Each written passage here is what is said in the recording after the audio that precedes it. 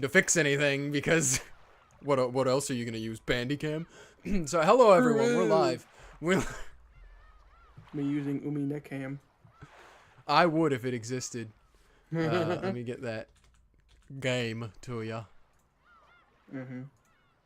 Game 2. Alright, we're not playing anymore. I don't want to play with you anymore after that. Yeah. Hello everyone. Hi. Welcome back. Umineko no It's time. Umineko no Naku Koro ni Chiru. Episode 7.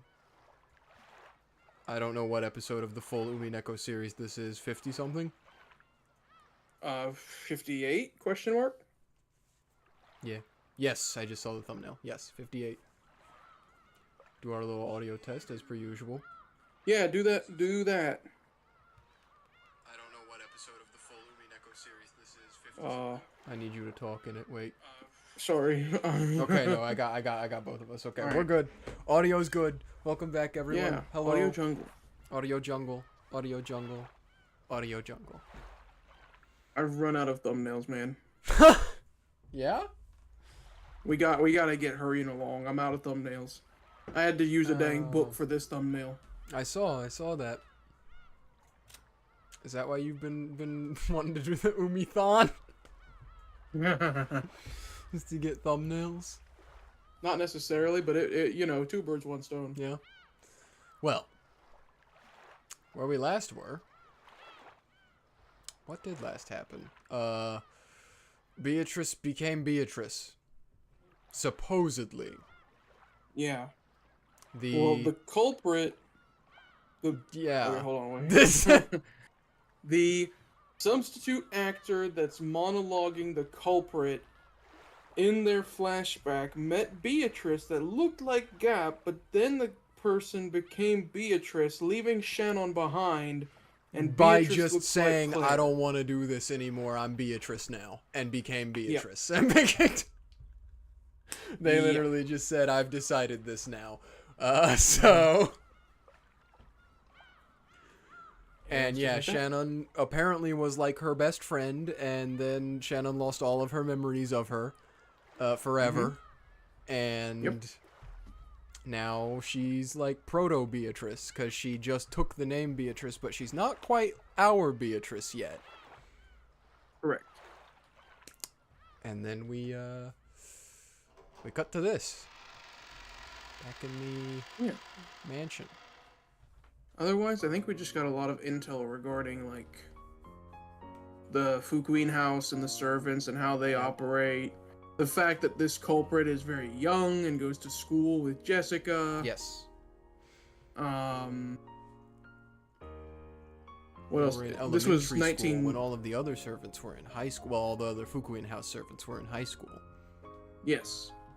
And all this backstory began in 1976, though by now it is assumed some time has passed. Yes.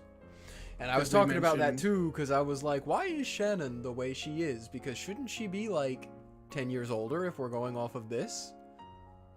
And producer was like, oh. I still don't know. He does, though. He does know. He's a liar and a crook. He's That's me trying to say in the cadence. What? I don't think it works. What? What are you talking about? What? That's me yelling. Okay. Yeah. Well, I guess let's get into it because we just got time. That's the other thing, I guess. That's why I chose the book for the thumbnail. Is between each chapter now, all of a sudden, we have a book with chapters in it that also are the actual chapters. Yep. So we're like halfway they're through, or a little less than halfway kind through. of tangential to the epitaph a little bit. Towards the end, they get similar to the epitaph, but the earlier ones aren't. But because if I remember, the last one is the Golden Witch revives or something like that. I normally would know, but I only have one monitor, so I cannot. We'll see next time the book pops up. Yeah, we'll figure it out. I'm just going in as blind as you guys now. Well, sort of. Anyway, let's go. I know it's probably gonna be a lot of me reading again because I've been narrating as yes as our culprit. So here we go. Did you check the bathroom amenities? Finally! Oh, Manon. Now it makes sense. The man voice. Yep. Okay. Yep. Went down the whole list. Did you make sure they were facing the right way when you set them down? Yes, of course. Everything's as the list said. Is Mammon gonna be like the one that's good at her job? That's crazy. Well, they talked about how like everybody quit at like once. Yeah, all of the first group, which was Lucifer and Leviathan and Satan, they all quit at the same time. And then the new generation came in, which was the younger ones of the Seven Sisters, which we had seen Actually, no. Have we only seen Beelzebub and Asmodeus?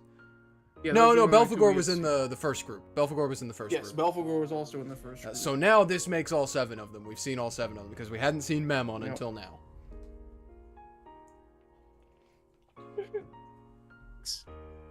Genji-sama, the guest rooms are ready now. Good work. Make sure you check over everything with your own eyes, Shannon. Also, Madam has ordered us to change the tablecloth in the dining hall again. Why, my. Again, when we all worked so hard to change it earlier today.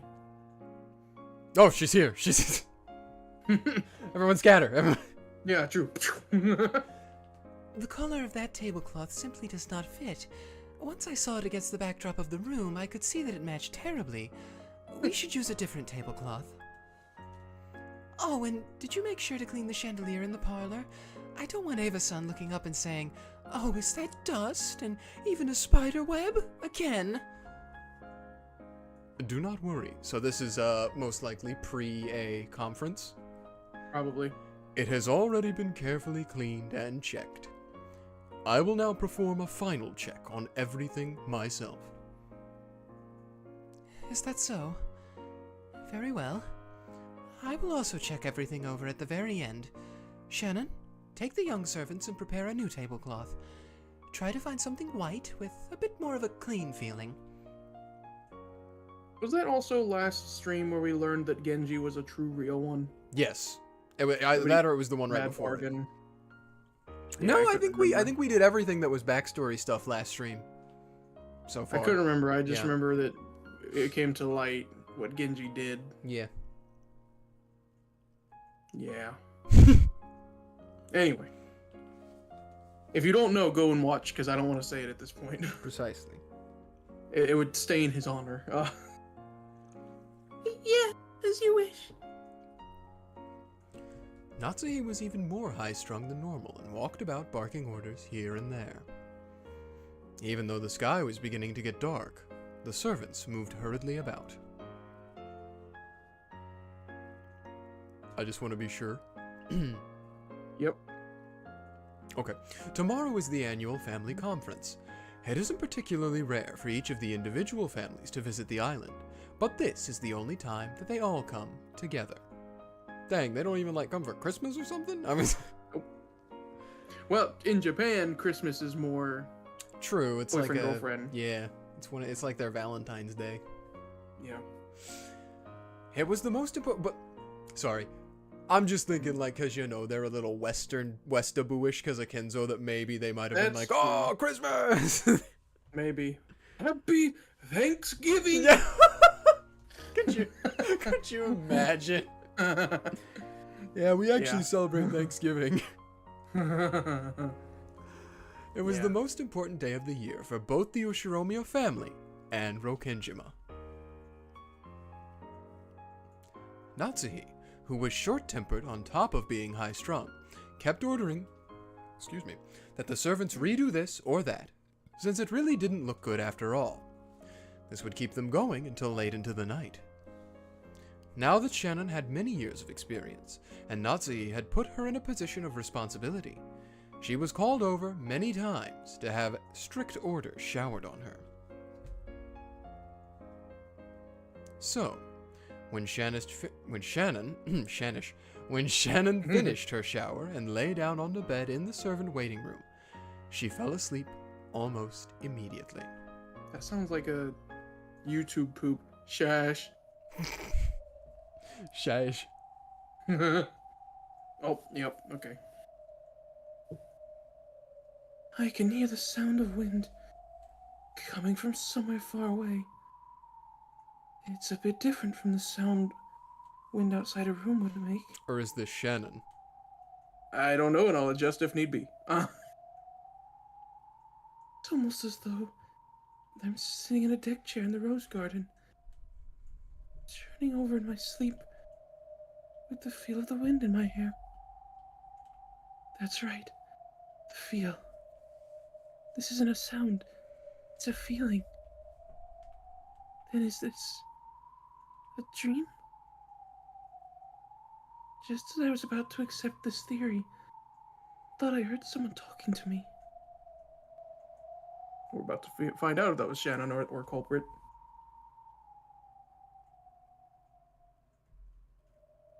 Okay. Figure it out. Yep. Hold on, give me a second. I gotta find it. I gotta search through the annals of my brain to find the voice again. My! It seems the work of a servant is just as boring as it ever was. Not only boring, but difficult, strict, constraining, joyless. All you get in return for your years of service is some level of respect from the newer servants. And even that is far from sufficient to repay you for all the hard work you've done.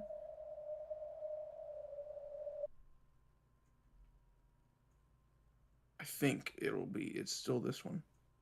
I'm not sure, we'll find out, oh well. Why do you not tire of this life? Oh, okay, huh? Who? She wasn't just imagining someone talking to her. She was shocked to find that it was real. When Shannon opened her eyes, she gulped.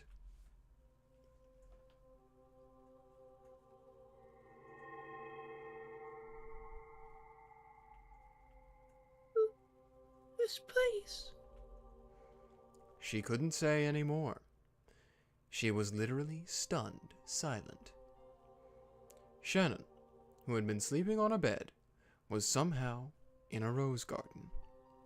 However, though this rose garden somehow resembled the rose garden on Rokkenjima, it was also completely different. After all, the roses were golden. And it wasn't just the flowers, but the dancing butterflies, too.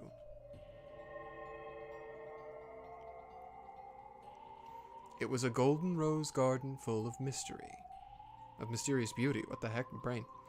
Somehow, Shannon was sitting in a chair under the arbor. It was as though she'd taken a nap there and woken up from a dream. But it felt strange. Is this golden rose garden a dream? For some strange reason. Oh, I think that's Shannon. Some strange reason, it felt as though my entire life up to this point had been a dream, and that I'd finally awakened here. Welcome, Shannon. Welcome to my golden rose garden. There was that voice again. Shannon looked around to find who it was.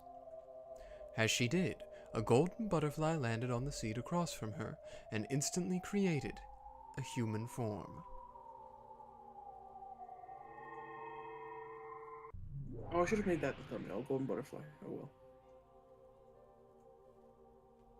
It has been quite some time, Shannon. Have you been well? Of course, I know you have been. After all, I have been watching all of you every day. This woman laughed as if she was an old friend of Shannon's. However, Shannon obviously didn't remember this strange gold rose garden, and she didn't remember this person's face either. Indeed. You no longer remember me, do you? Have I forgotten about you? If so, please forgive me. There is no need to apologize. I made you that way, so it is no sin of yours. Let me introduce myself. I am the Golden Witch, Beatrice. Beatrice, No Sama. Alma. the benefactor of the Ushiromiya family, whom the master always speaks of? Not that Beatrice. I am the Golden Witch, the one who rules over Rokkenjima's night. I am the other master of the mansion, the one you always pay homage to. You are Beatrice. Sama. We got that one. Yay! Ha ha ha! You need not fear. The two of us used to be friends. No, roommates, did we not? At one time, I idolized you and tried to be the best servant I could. We had a single person room, so I couldn't have had a... When we last parted, I stole away your memory.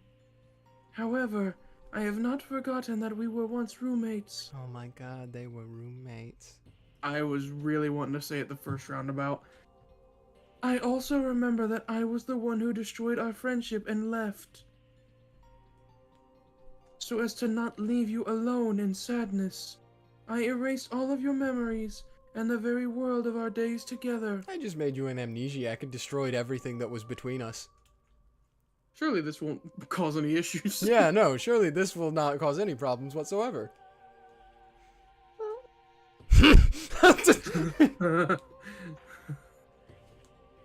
You do not need to understand, but believe this. I have not called you here to do you harm. Isn't this inside one of my dreams? You may think of it that way.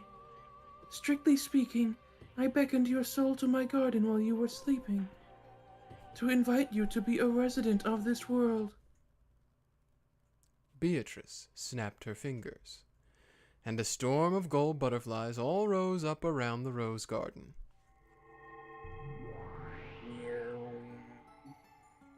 As the cloud of butterflies danced over the table, a gorgeous tea set appeared.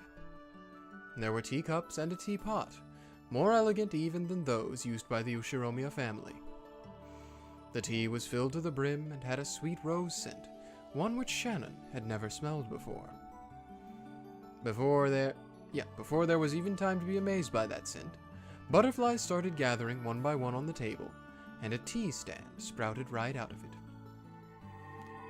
It was like watching a magical mushroom from a fairy tale kingdom grow out of the ground. It was a many-layered tea stand filled with beautiful cakes like edible jewels. Of course, there were also several lovely light brown scones. The honey truly was golden honey, with bits of gold leaf dancing through it.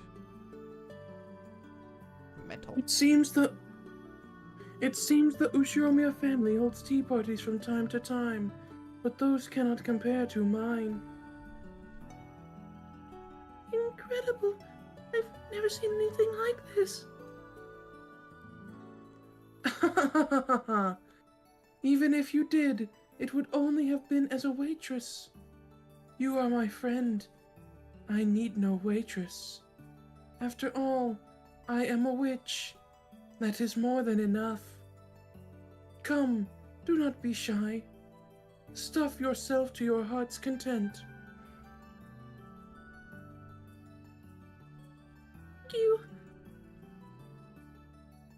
very much.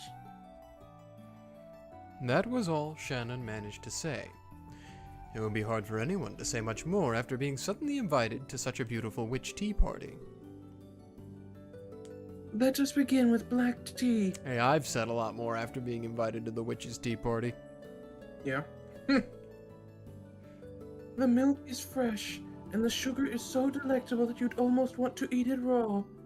Raw. But I recommend you try your tea straight first, with nothing more than a single rose petal floating on the top. It will surely be so delicious that you'll be unable to drink the black tea of the human world ever again. Dang. I ran out of air. Laughing happily, Beatrice opened not a sugar pot, but a rose petal pot, picked up a single crimson petal, and floated it on her tea after relishing its scent. Okay, so this is something that's different, because our Beatrice is all about black tea. Mm-hmm. Shannon did the same, picking up a single petal and smelling its aroma. It smells so wonderful. Is this really the scent of the roses in this world? I am glad you enjoy it. I bred this rose simply for the purpose of using the petals with black tea. If you crush them, they're also splendid for making jam. Oh, That goes better with scones than anything else imaginable. rose jam. Do you want to try? Rosebud. True. Sure, just a bit. Shannon had been invited to this witch tea party, suddenly. However, the witch seemed so truly innocent, and her smile as she played the hostess was so happy that it made Shannon want to smile too. The tension in Shannon's heart gradually faded, and she started to enjoy her chat with this witch.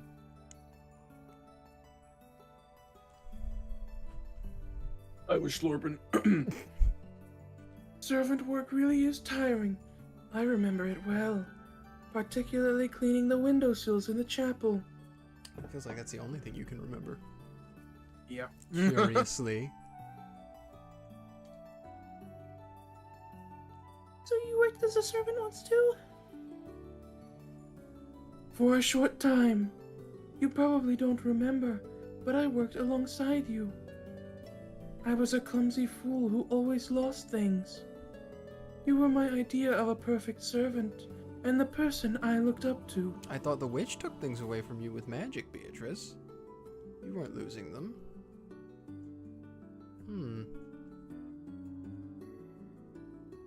That makes me even more sorry that I can't remember. There is no need for apologies. Here, you are not a servant, but my friend and guest. There are no inconveniences here, no trials nor boredom. I can give you anything you desire. That is how much power I currently possess. I wanted to let you know that I have now reached that level.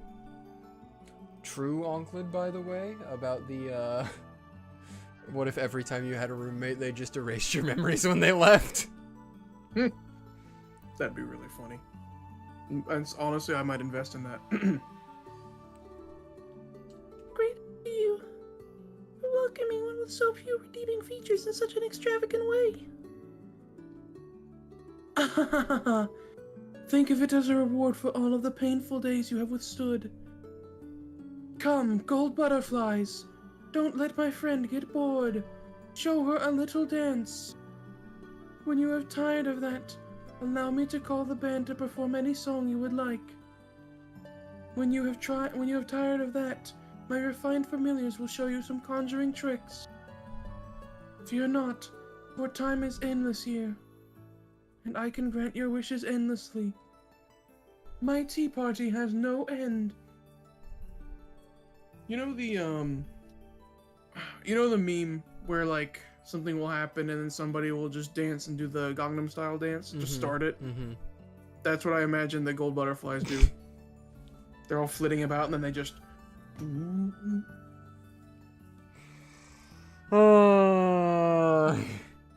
you envision it? Can you see it? In a truly good mood, the witch told Shannon several strange stories. I feel like that's what the witch is telling Shannon right now. That's the strange story. Yes. They were all stories Shannon had never heard before, considering Gangnam Style doesn't exist yet, yeah.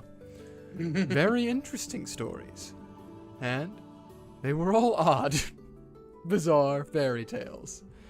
Darn tootin'. That could never exist. That would be so weird. It at least wouldn't be popular if it did exist. Shannon felt as though she had become Alice in Wonderland. The time she spent at this tea party was strange, pleasant, and relaxed. No. The clocks have no hands at this tea party.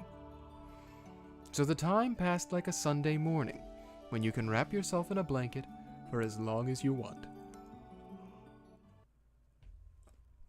Yeah. Can't express how grateful I am to you for this. There is no need for thanks. In the human world, words of thanks go along with words of farewell, do they not? There will be no end to this tea party, so there is no need for thanks either.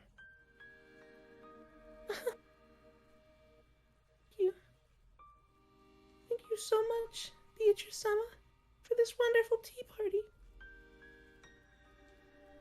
But all dreams must end, and so must this one. Oh, and why must they end? Start early tomorrow. Dang, Shannon's on that grind. She's... Mm-hmm. You're talking too long, I'll sleep in. And Madam will give me a good scolding.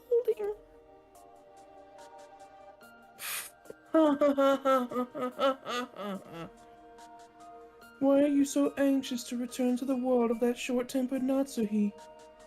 Really now, are you truly saying you want to return to the human world where it's all work and no rewards? are we gonna get a dang Penacony arc right now? What is this? What? Is Shannon gonna have to be like Trailblazer pilled and be like, there's real life that we have to do? This Beatrice?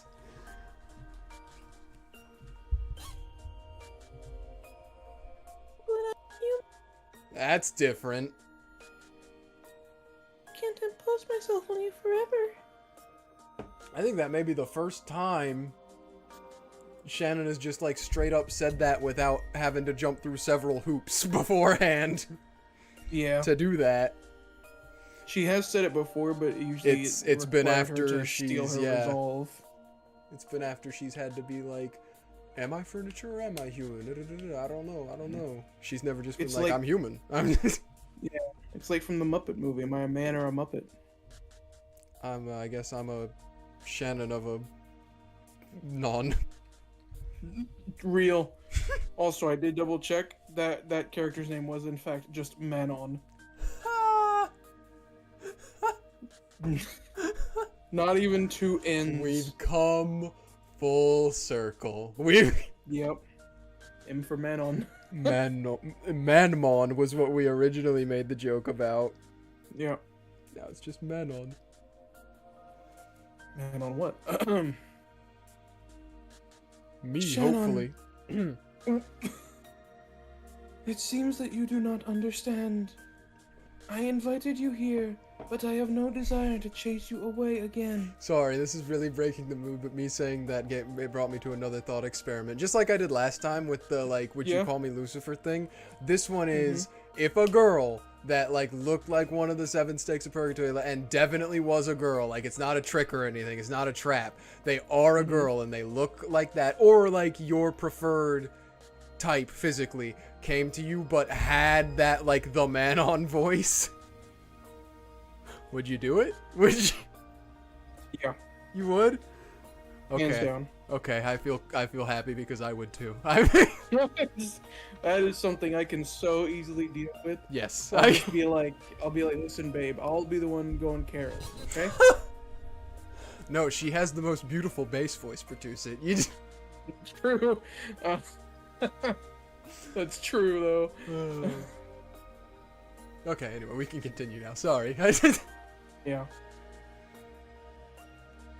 Did you already read all that? You already read all that. Yep. I wanted to see how long I could just sit here and wait. Okay. Here, time is eternal. You are not obligated to say farewell, not ever. I will never tire of enjoying tea with you. On the contrary, it is quite agreeable to have you here to talk to. Grateful for your words, but I am human. I must return to my own world. Oh. Oh no. What? Is Beatrice gonna logic this out to if Shannon's not human, that means she doesn't have to return? We got half a book to go. Why do you want to return to that colorless world, where you waste all your time with school and your job and the family works you to the bone? Despite all that, it's still my world. Very Penacony. Shannon, does that sort of world really need to be yours? Let me be honest with you. Shannon, I didn't just invite you here. I came to take you home. Take me home? Like the knives! True. Once, I tried to become a good servant like you. Then, I became fascinated by witches, and became one myself, learning all the pleasures of magic. Very easy, actually. You'd be surprised. And now, I have come to take you home. Beatrice spoke quietly and rose from her seat. Shannon, the world of witches truly is more fun than being a servant. This tea party is nothing more than a mere welcoming party for an old friend. We can hold as many fun festivities as we desire. That is the endless, the eternal. Now that this golden rose garden has been completed, I have reached my goal. Really? Yep. That was it? Mm-hmm. Just the garden? Mm-hmm. Dang. This place is paradise. Yes, let us call it the Golden Paradise. What might call it? A gold lad. Now that it has been completed, I have come to welcome you in. There's no need for any inconveniences, any perseverance or hard work. Here, you and I can enjoy ourselves for all eternity. It will be like a never-ending fairy tale.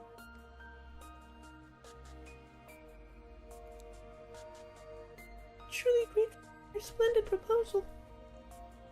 However, I need to go back to my original world. Why? Because this isn't my world.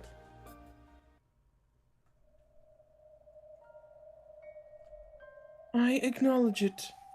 This is not the world you have lived in until now. That's why I have invited you here. From this point forth, this will be our world. You are no longer a guest. You are the second master of this world. You need show no restraint for my sake. We'll just live in this endless world like we once lived as roommates. I didn't even get any words, sounds out at all for the first few syllables there. Okay. Whoa. Yeah. I regret that I have no memory of that time. However, I'll have to turn down your invitation. Why? What responsibility forces you to return to the world of humans? True. The world of humans, or the world of servants, is busy all the time. I think this is Shannon. True, now. yeah. Strict, high-strung, and has a short temper. It'd be a lie if I said the everyday chores weren't a pain, and having to balance work with school makes it even harder. Beatrice had watched over Shannon's painful days the whole time. She had seen those constantly tired shoulders heave in a sigh over and over. That was why she had invited Shannon here, to this golden paradise. She had tried to give Shannon a perfect welcome, to truly make her happy. So why...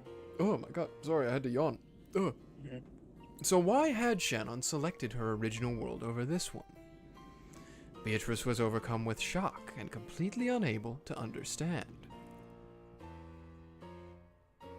You know, this is an archetype in story in some fables that I don't know how often it gets done, but I always like it. What, the unable to understand, like, higher being? Not quite. It's the, basically very powerful person creates a paradise, brings their favorite little mortal to paradise, and is like, here, I made this place for you. Now you can just stay here with me forever. And they're like, sorry, I gotta go back. Yeah. And they're always like, why? I love that. I love that little thing. It doesn't happen a whole lot. No. And sometimes it doesn't work out well. It's not done quite well. But it's a very fun dynamic because it's always the human being like, I got bills to pay. Even if I could live in paradise, I gotta go back. Yep. It's fun. Anyway. I have given you the perfect welcome to this paradise, and the days to follow will be even more fun.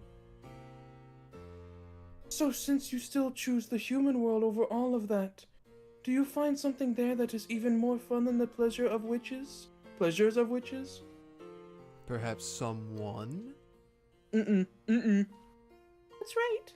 There are things in the human world that are even more fun than magic. Absurd! That cannot be! Yes, it's true. Shannon's expression was soft. However, her words were firm. There was something wonderfully fascinating in the human world, and that something was apparently not in this paradise, where everything was supposedly just as they wanted it. Well, you know what they say, Beatrice. Absurd. I don't understand. As Beatrice muttered, she shifted restlessly several times. However, no matter how often she said it, Shannon's smile didn't falter, and Beatrice couldn't think of an answer. In that case, it's time for me to leave. The tea was delicious. I don't understand. I am the Great Golden Witch, the one who can have anything endlessly. You tell me that I cannot give you what you want? Yes. I want to know. I believed I had everything, so tell me what it is I lack. I think that you already know. Isn't that why you invited me here? Are you trying to speak in riddles to a witch? Heh. That's all for now then. I can't live here, but I would be glad to come over whenever you invite me for tea. I won't call for you again. Have no fear of that. Beatrice snapped her fingers, and Shannon popped out of existence. Shannon's soul had returned to the dream of her original self. While humans have many dreams in a night, they can remember none of them. The tea party in this paradise mixed in with many other dreams and vanished. The next morning, Shannon would not remember this tea party. However, Shannon's cup remained here. The witch who had lost her guest and was standing alone looked all the more lonely.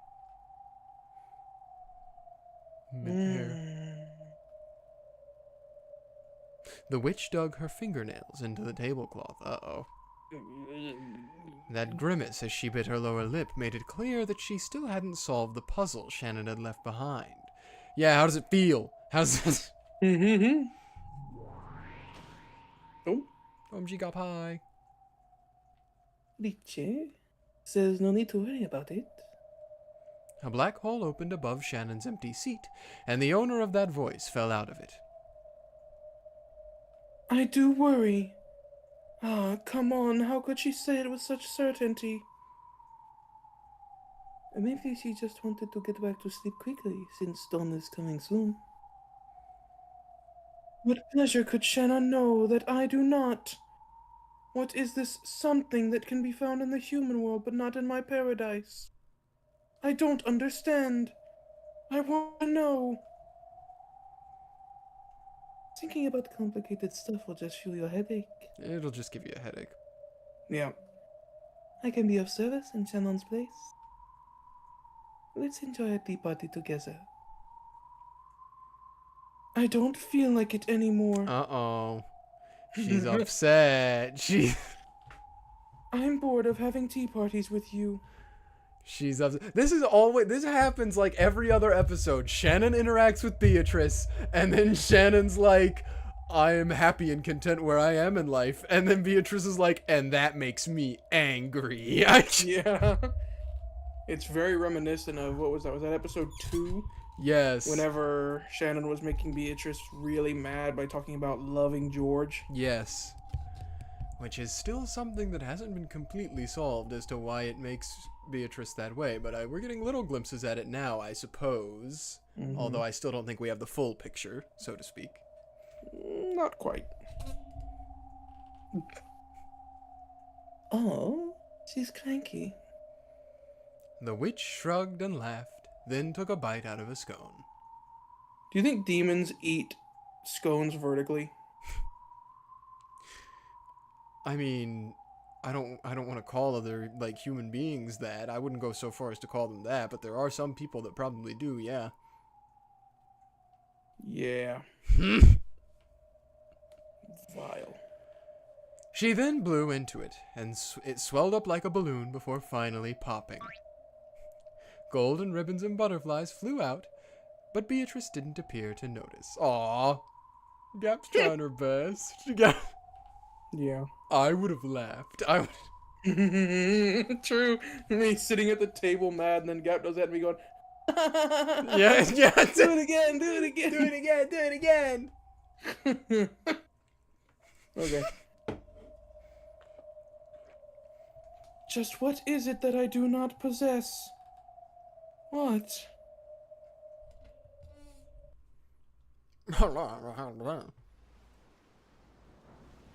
Yep. Is that a boat I hear? Boda. Now, what year is this gonna be? He was Mr. Krabs, that's right. I was thinking for time, I was like, oh god, what is his voice? You got ambushed. Watch your step there. Thank you, Captain. Make sure you take good care of yourself. I got a friend who sells this stuff that's supposed to be great for stiff shoulders. I'll bring you a sample next time. Oh, no need to trouble yourself, but thanks for caring. Hey, brats. How long are you gonna mess around up there? Let's go. Hey, Maria. Come down off the boat with Mama. Maria, who Rosa led by the hand, was still too young for kindergarten. Okay, so this is a couple of years. This is... However, she seemed to notice that her cousins, whom she rarely ever saw, were playing all around her, and she was very excited. I'm gonna give you 3 guesses, but I'm gonna take away 2 of the guesses to figure out how many years this is before 1986. Okay. What I mean by that is, like, think about it. You're giving me one guess. Yeah, because just think about it. I mean, it has to be at least, how many years has Battler gone? 6? So it has to be at least 6, because he's here. So, I mean... At the minimum, it's 1980. We'll see. Maria's here. How old is she in 1986? 9? I think so. so she's 3. Yeah. Does Anja exist? She would be either being born right now or recently born, I'm pretty Yeah. sure. Can't remember Yes, when her because birthday if is. it's 1980, because she's 18 in 1998. Yeah. Okay. Battler and George had the energy of middle school or nearly middle school kids. Those two, along with Jessica, who had met them on Nijima, were clambering about on the boat. You okay, Asumu? And Asumu's here. You really don't like riding things, do you? Is this gonna be another voice? You're not answering my question. Rudolph lent an arm to his wife, Asumu. Nope. Welcome to Rokkenjima. Thank you for making such a long journey. The whole family had gathered for the conference. At this point in time, Rudolph's wife was still Asumu, and Anja hadn't been born. Okay, so this is like right before then. Mm. Goda and Kenon hadn't yet been employed by the Ushiromiya family, and the witch's epitaph, which would toy with the family's fate, hadn't appeared yet. They probably couldn't even imagine the bizarre crime that they would encounter several years later.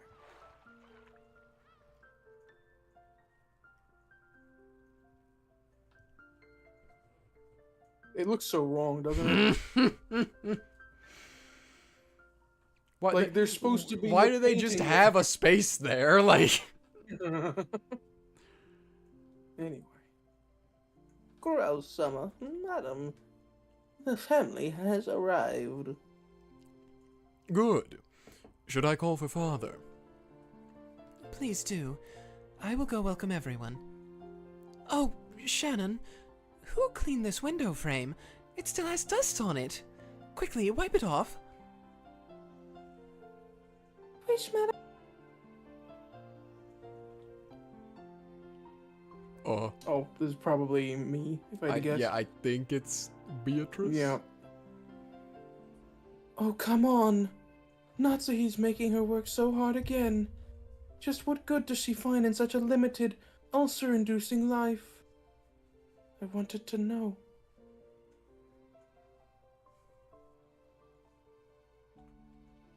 Shannon, what is it that you found? What did you mean when you said I already knew what I was missing? Shannon, is this something I must learn by learning about you?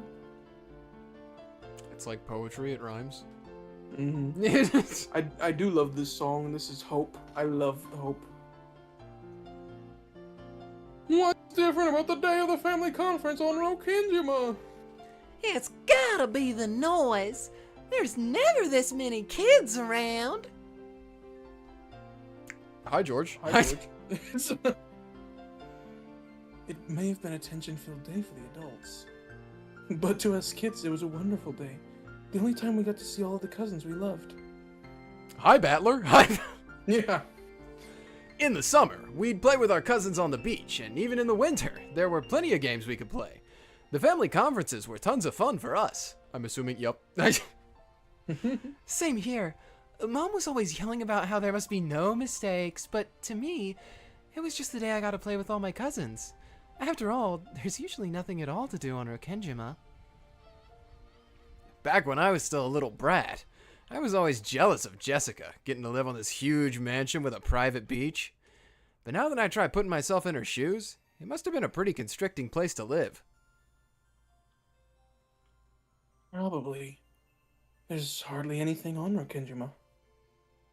No friends' houses, no next-door neighbors, no neighborhood. Hey, that second one's incorrect. If you think of how Jessica must have felt, you have to feel a little sad for her. That's why the family conference was so special to me. Jumping around, messing around. It felt like I was at a festival. We played tricks on each other all the time.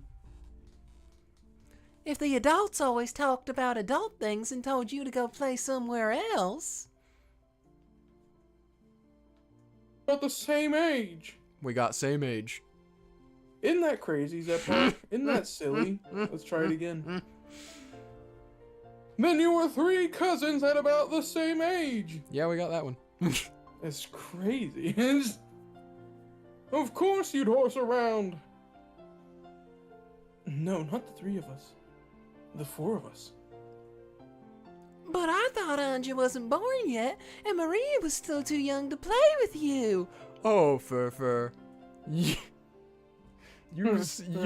haven't been clued in yet? You got it wrong, Fur. See, even Zephyr knows. Even... The cousins weren't the only ones at the same age. Shannon-chan was the 4th.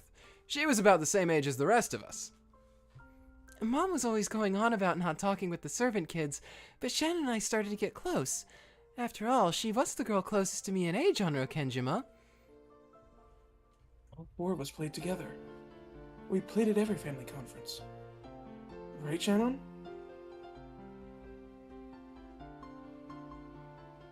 Scold me if she found out, but... We got scold. We got scold onward. Scold! Right. I knew that Madame would scold me if she found out, but... I wouldn't have let her. You were always the one close friend I had who could understand me. Thank you for your words, milady.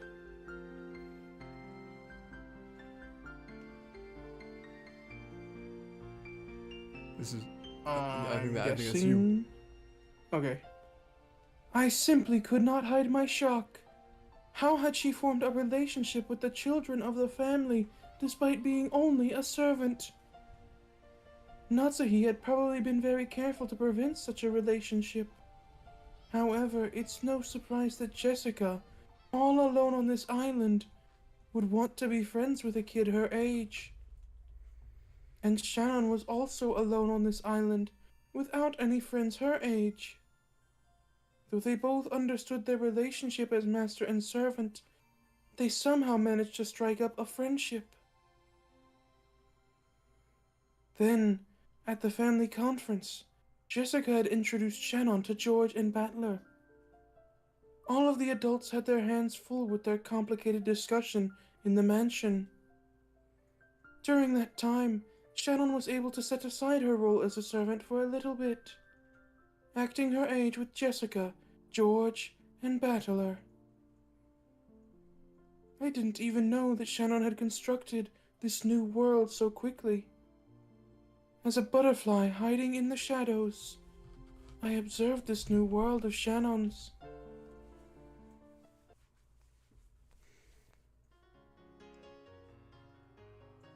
That day, we ran all around the rose garden and the beach. Just running around playing was a blast. Yep. Those were the only times that Shannon-chan smiled like a girl her age. Got carried away. It's embarrassing. Battler's insanely huge now, but back then, Shannon and I were both taller and stronger than him. Dang. That's funny. I just grew slowly back then. They say that those who start late end up the tallest. Yeah, totally. Back then, your chest was nothing like this, right? Oh. That's not true. Huh? What? What? What do you mean that's not don't- true? Thanks. Shannon already had plenty of womanly charm back then, right? Who? What the hell do you mean by womanly charm, you perv? Thanks, Jessica. Well, I was still pretty cute back then myself. That bra strap you could see through the shoulder of her summer clothing set off the lightning of youth in me. I remember whispering with George Aniki that night about how big her tits might be. Oh my gosh.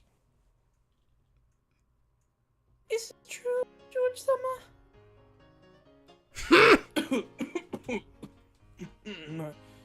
I believe there's been some sort of misunderstanding. No, because we talked for like hours about it. And no. Look, he doesn't.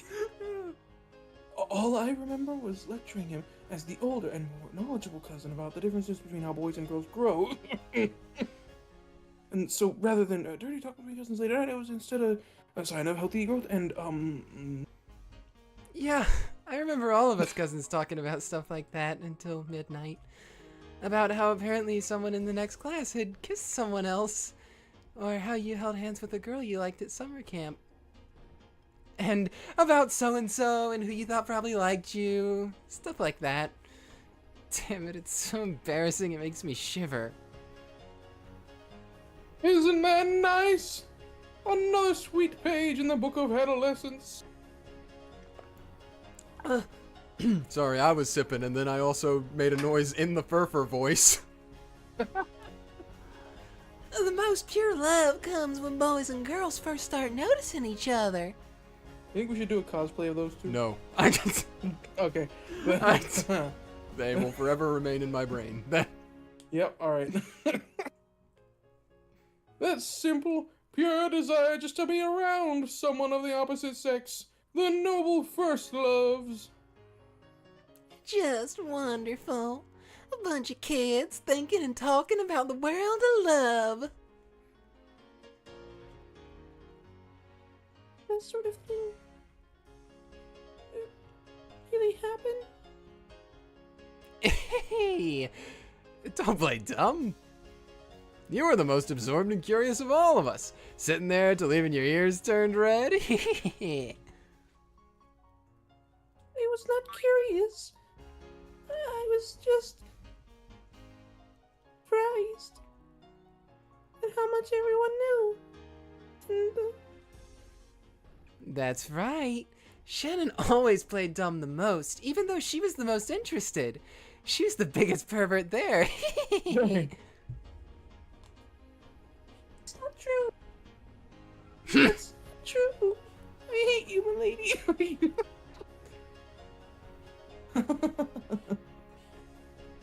Yeah, it was always like this. In the day, we'd run around like kids, and at night, we'd hug our pillows and talk about secret stuff. Looking back on all of it now, it really brings back some fond memories. We'd be whispering about something dirty, and whenever we heard the footsteps of the adults going by, we'd jump under the covers and pretend to be sleeping. Yeah, I remember that. Like some school field trip. We all had the colors at once. It felt like some sort of unspoken rule, like a strange sense of unity. I really liked that feeling. Well, anyway, that's not all we talked about. There was a lot more than that. We really did enjoy our youth to the fullest. What do you mean by that? What do you mean by that, George? Mm-hmm. And what is this? Shannon, is this that fun thing of the human world? Okay, so I'm guessing that they just didn't take the time to make a younger Shannon sprite, then, is what has happened here. Nope. Okay. Mm-mm. Is this incomprehensible messing around the thing you found? A bunch of kids gathered together, playing stupid games and talking about trivial matters. Is this the human pleasure you found that surpasses the pleasures of witches? Keep watching. Yes. Doesn't it look fun to you? I won't call it boring. However, I cannot see how such a vulgar game can compare to my paradise, where all wishes can be granted. Interacting with people is a lot of fun. Of course, I also think your world is fun. But even so, I choose this world. I don't understand. I don't understand at all. Beatrice held her head as though she was having a headache. But no matter how much she grimaced, she couldn't think of an answer. Tell me. What is it you found within this vulgar playing?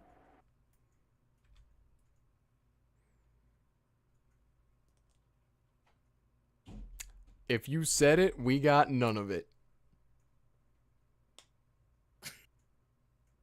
I'm just over here squeaking. Do you want to know? Good enough. I do.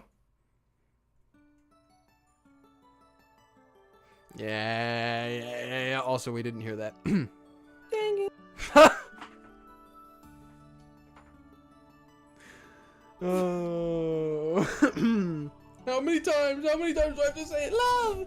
There you go. You got it that time. You got. I gotta like preempt it with me speaking normally and then jump to Shannon. Apparently. But I figured this is what they were getting towards. Yeah. Because without love, it cannot be seen. You gotta be... Love.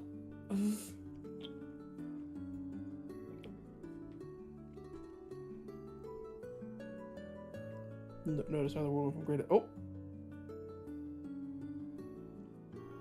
Here. It's the Queen book I promised.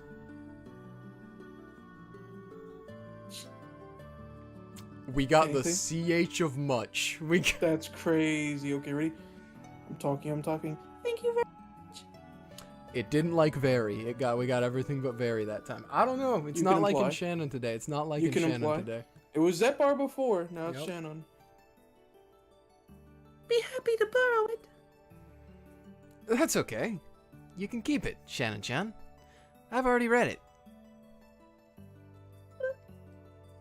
I can't accept this. It was probably expensive.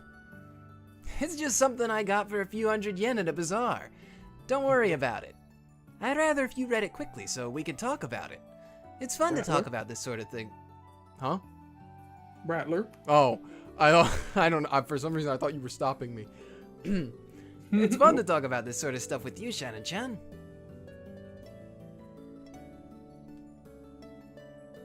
For me, it's much more fun to read mystery novels with two people instead of alone. I like talking about it and imagining all kinds of things. Within mystery novels, reading is only half the fun. My theory is that you can only really enjoy it when you talk with other people who've read it too.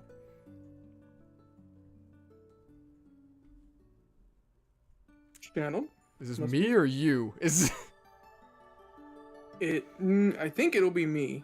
We'll see what happens. That doesn't help at all. Nope. Okay. I'll try Shannon. We'll see what happens. Okay.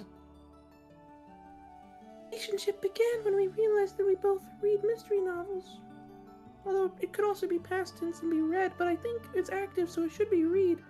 We were both surprised and very interested to find that the other not only read tons of mystery novels. Okay, it should be read correctly there because you're referring to it in the past tense, but read them very thoroughly.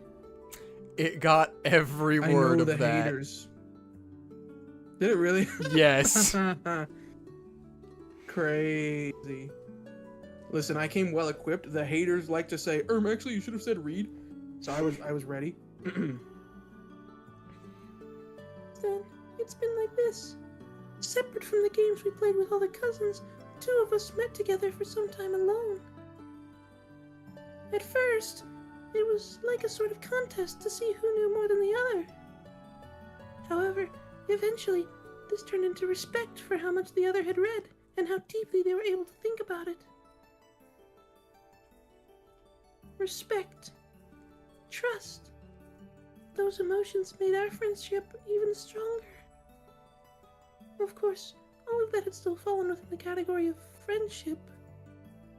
But we were still slightly aware of the fact that the other was of the opposite sex, making for a relationship that was charming or youthful. Or maybe you could call it exciting. However, we were still at the age where calling us young men and women would probably be a bit too gracious. Of course, we didn't know a thing about love, so we couldn't understand that exciting feeling in our chests, both bitter and sweet, that we only felt when we were alone together. However, we realized that there was some unknown emotion hidden behind that feeling.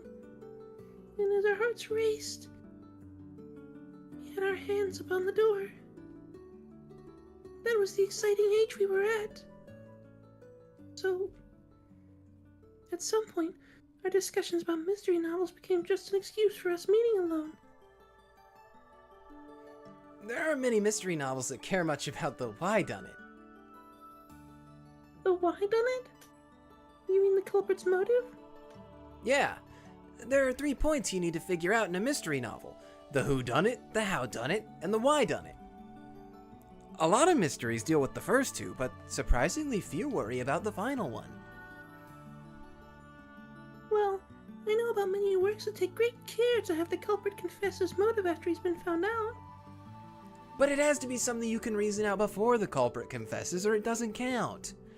Personally, I think it's unfair for a person who supposedly didn't have a motive to commit the crime, unless it's possible to reason his or her motive out. Who done it? Who's the culprit? How done it? How did he commit the crime? Why done it? Why did he commit the crime? There are a ton of works that ask who the culprit is, and what tricks they used. In fact, almost all are like that. However, I don't think there are many novels that ask you to figure out the motive. Good point. That might be the most neglected of the 3. Mysteries that don't take the why-done-it seriously don't really feel complete to me. No, I'm not saying they're boring.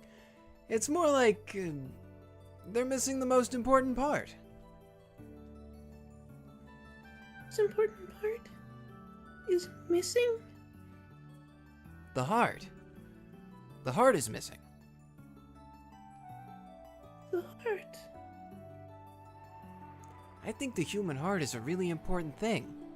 If a person's gonna decide to commit murder, plan it out, get everything ready, and actually carry it out, you need an incredibly strong force of the heart. The heart is what moves people. Battler's a very philosophical child. You know what? Honestly, I get it. Yeah. Because I don't know about you, but when I was in middle school, I'd be reading books, and I felt like I probably said the exact same kind of stuff. Yeah, true. I could see I it. don't think what I said was as accurate as Battler is being, but I think I also just kind of said things. You were trying to be profound. You were. Yes, exactly. You're at that age where you're trying to be a grown-up, right? So you try to say things that make you sound cool.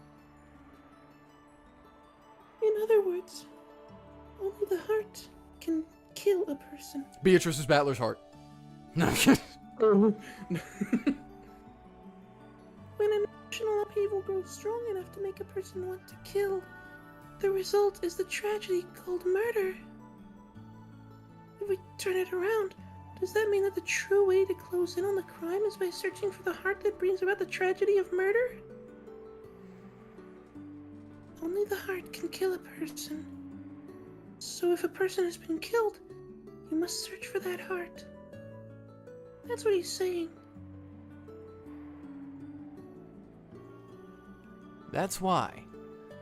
I can't really enjoy novels where the culprit is just a homicidal maniac who kills for fun. Or Then you like novels that show a strong enough movement of the heart to lead to murder. That's right. And my favorite ones are the novels that let you read that out. As he spoke, he looked back at me and smiled. Before today, I used to like novels that focused on exposing tricks. However, I decided to look for novels like the ones he recommended in the future. I don't like neglecting the heart. The heart is what makes people move. Yeah, I think you're right. This isn't limited to the mystery genre. All humans are moved by their hearts all the time. Being able to notice the heart is what allows for interactions between people. No, interactions between hearts. None of us humans can live on our own. And yet, we have no way of peeking into the hearts of others. That's why every meeting between people is a mystery of the heart. Finding those, reasoning about them, and understanding each other is the key to interactions between people and hearts. Two of us are here, all alone, talking together about mysteries. And through that, we are searching at each other's hearts, speaking of the heart's mysteries. I want you to feel about me the way I feel about you. We're both searching, trying to figure out the depths of the other's heart. In this mystery of love.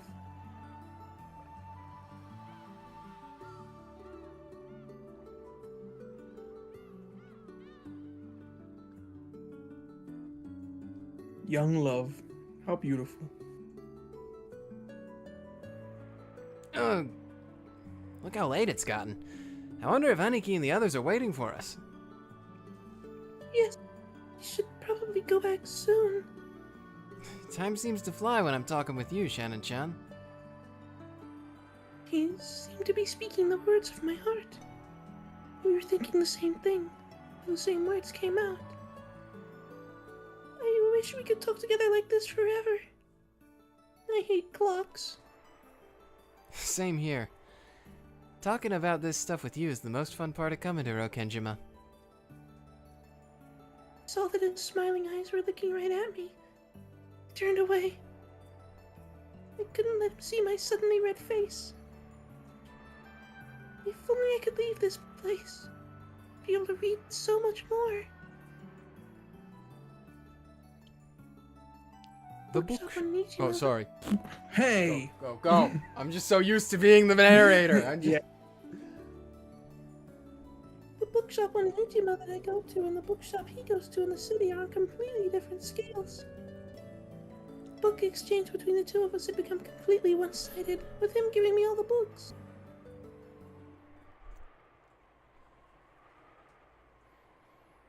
How long do you plan on being a servant, Shannon-chan? I don't know. If someday you decide to quit, If I do, come over to my place. said it almost carelessly. Maybe he was a bit embarrassed since he laughed weakly and blushed a little. And then we won't need to worry about time running out anymore.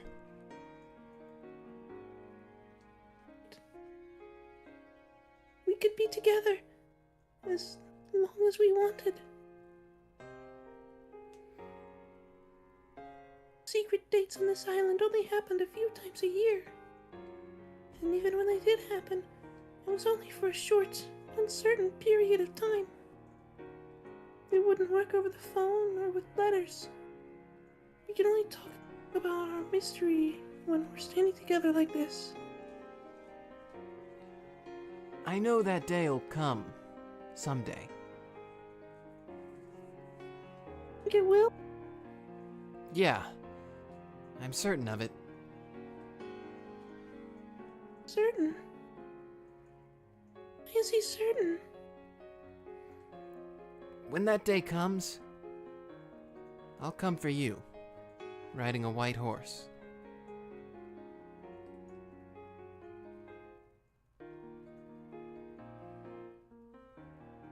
Saying, turned away. He was probably too proud to show me his blushing cheeks. But even without seeing, I knew what his face looked like. To come riding on a white horse. Isn't that like a prince riding a white horse? So what exactly does that mean? Dang. Does it mean you're going to be my prince? My mind was going blank, So I just couldn't reason out his mystery of love, even though it was all plain and simple. I wonder when that day will come.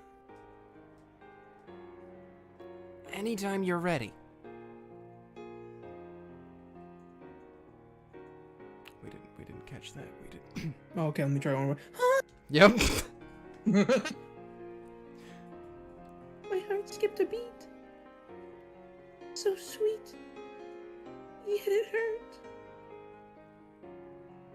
Anytime's good for me. This is your life we're talking about, Shannon-chan. You should think about it carefully before you decide. And once you've made up your mind, I'll respect your decision. No matter when you make it. Okay. I'll keep on waiting until that day comes.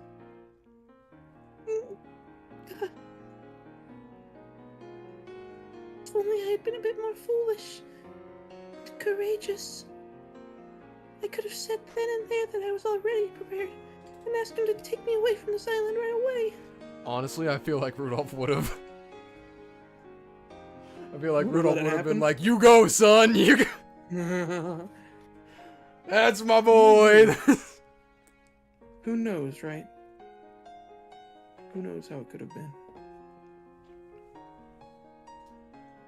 Say it. I had to think carefully about my future, for both of our sakes. My head was filled with pointless, senseless thoughts.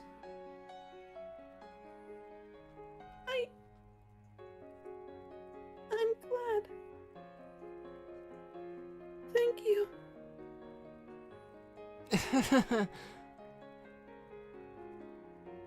With his back still to me, he scratched his head and laughed. I knew he was doing this out of embarrassment, so I could clearly tell what his expression must have been. In the same way, he must have realized what my face looked like. We're both puzzle solvers of love. We theorize about each other's love, solving each other's mysteries. Thanks for giving me time. You have all the time in the world.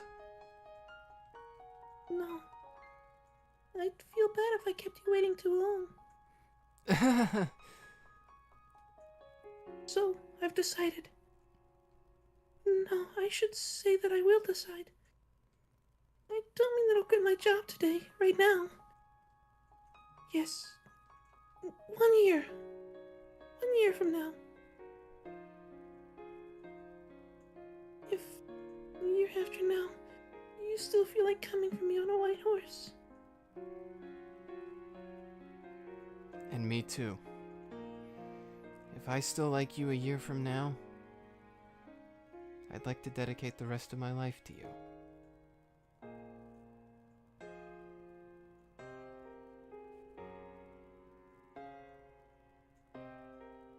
Oh, run it back. Yep. 1 year from now, right here, I'd like to make my decision. A year, huh? That sounds good. Spring, summer, autumn, winter. That's a good amount of time to look honestly into your heart.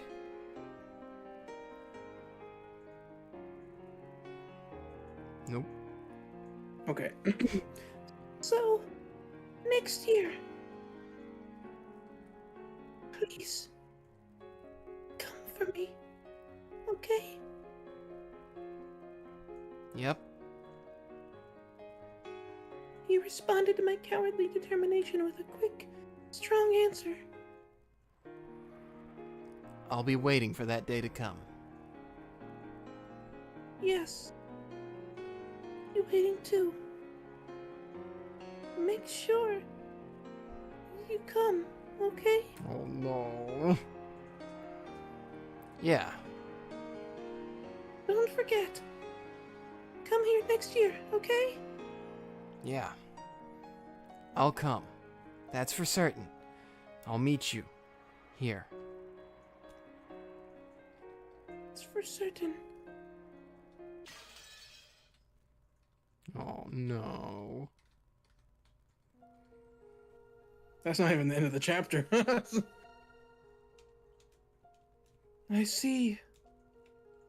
So, this emotion that feels like sweet suffocation is love? We just forced George to watch all that. We just... Oops. Oh. George wishes. It is an emotion I do not know. Oh no, is this about to get even worse? Is she gonna be like, give me that? And bro! Isn't that sad? No!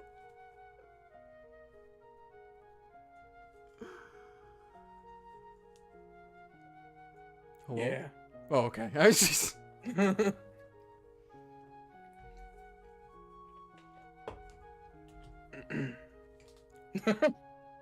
We didn't hear I that think I from read you. that. Nope, we didn't.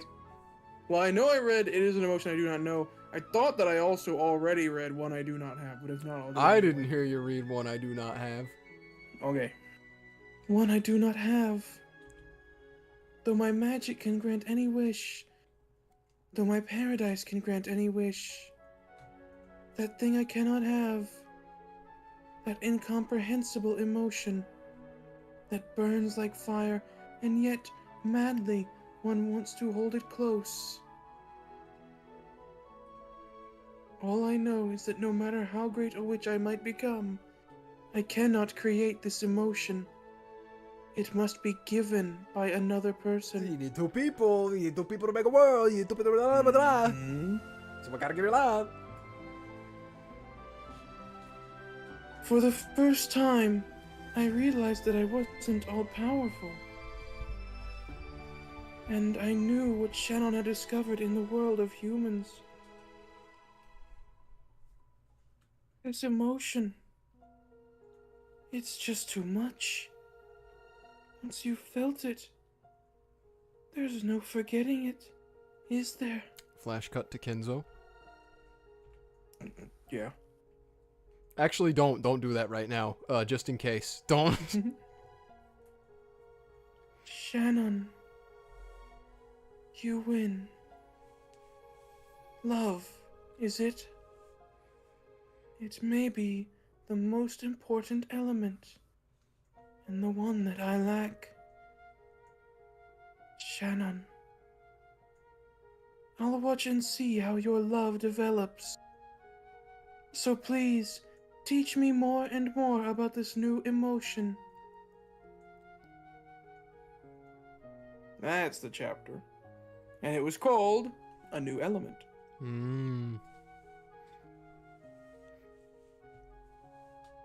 Oh, Bro. gosh. I know. Eee. Well, even though not everything I've said has been confirmed, I do feel slightly good about myself. I do. You like your odds right now? They're feeling better, but I never want to get on my high horse with this game, so it's a dangerous thing getting on your high horse with Umineko, Yeah. because it'll slam you into the floor if you're not careful. Oh, hi, Will.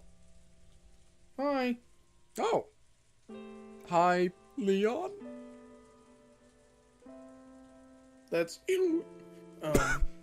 Neil. yeah. This form is... I'm lending it to you. Is that actually Leon? After all, I hate idiots. Call yourself Claire as a temporary name. Or would you prefer Beato? She didn't seem to like that. She... You have my gratitude. This way, I won't have to expose my pitiful form. Oh, No, this is it's- the culprit. This is the culprit. This is the culprit. Because that's where I had forgotten it had been so long since we were in this specific spot. Yeah. Mm-hmm. The culprit's here. Yep. Bernkastel had given Claire a fake form. Because fuck you, reader. That's why. It was a Yes. temporary form for the person acting the part of Beatrice. A fake to fool those who still hadn't discovered Beatrice's true form.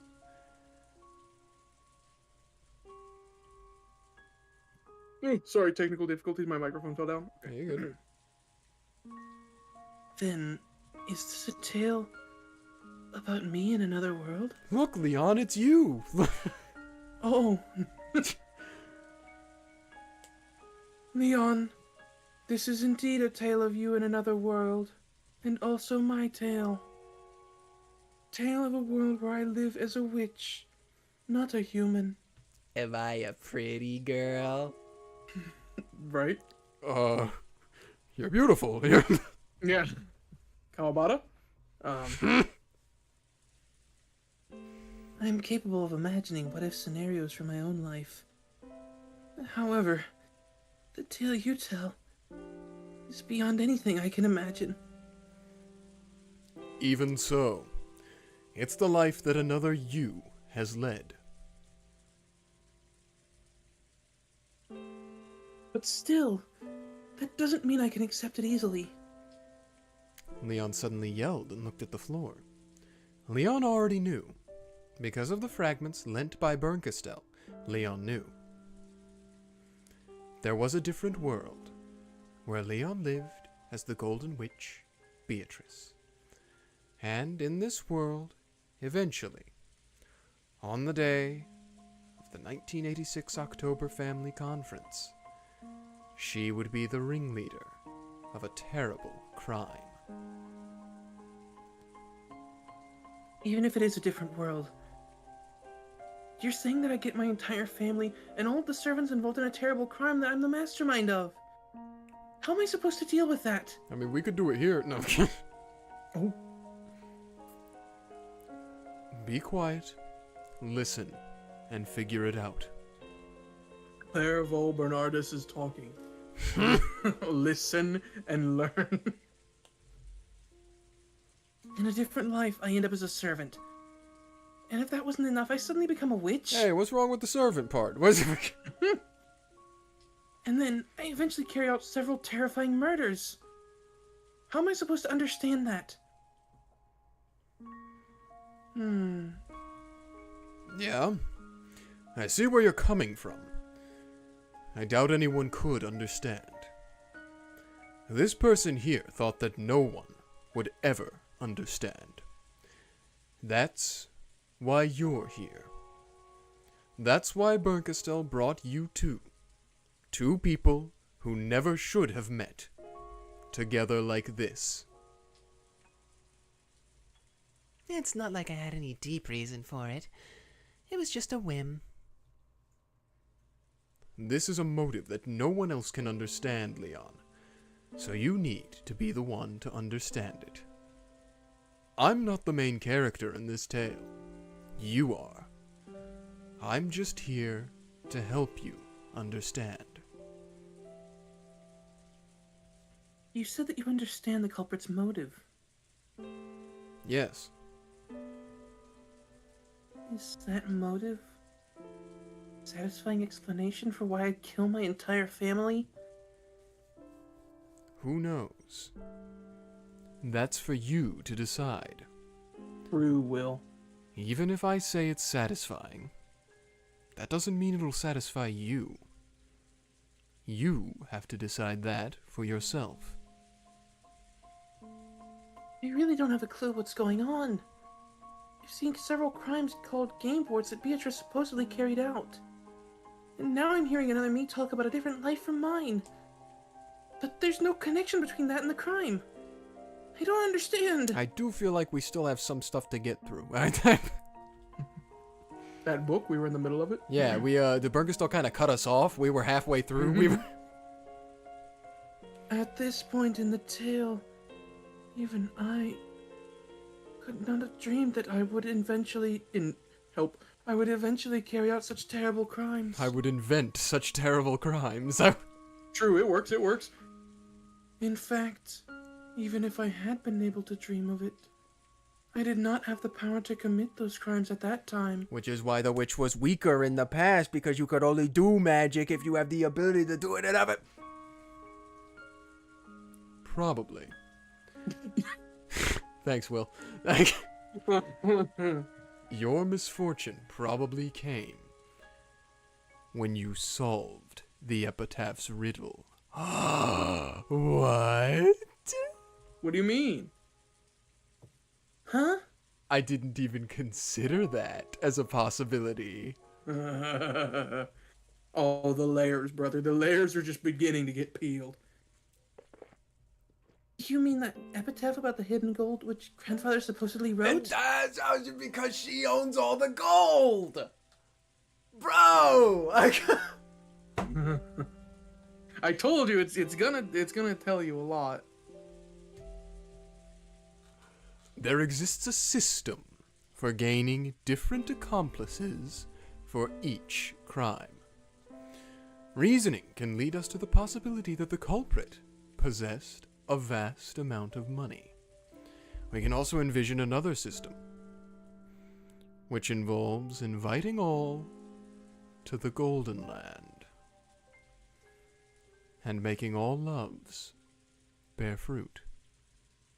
So we can then consider that for every game there's a rule X, Mm-hmm. which is anyone can be bought off because money is not an issue. Mm-hmm. So there can be any number of accomplices. Oh, God. That's... You got it?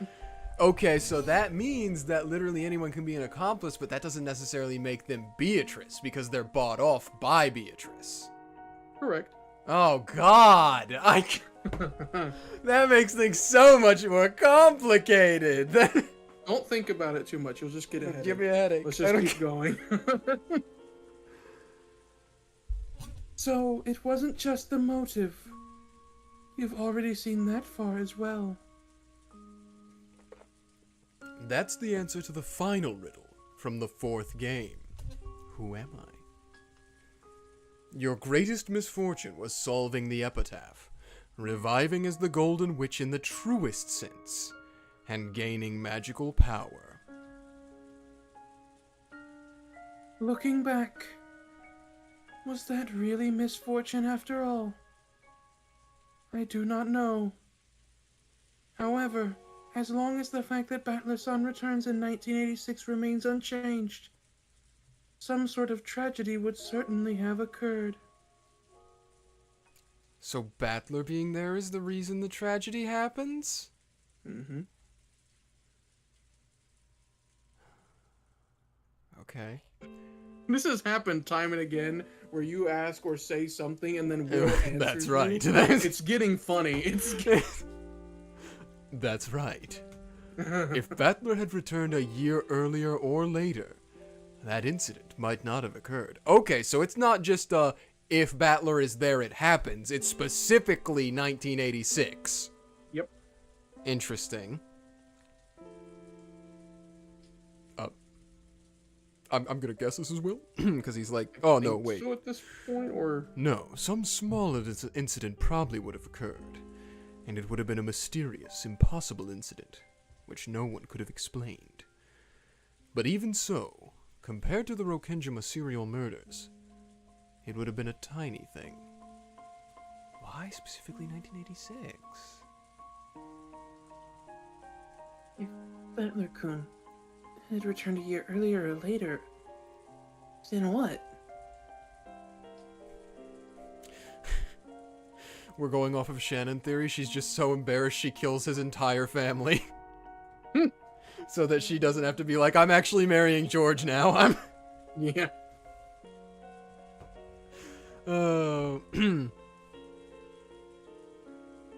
Fate can be so filled with irony. It made me walk the path of a witch. And when I solved the epitaph, I became a true witch. Then 6 years passed, and I learned of his return. If all of that was fate, then this crime must have been inevitable and inescapable for me.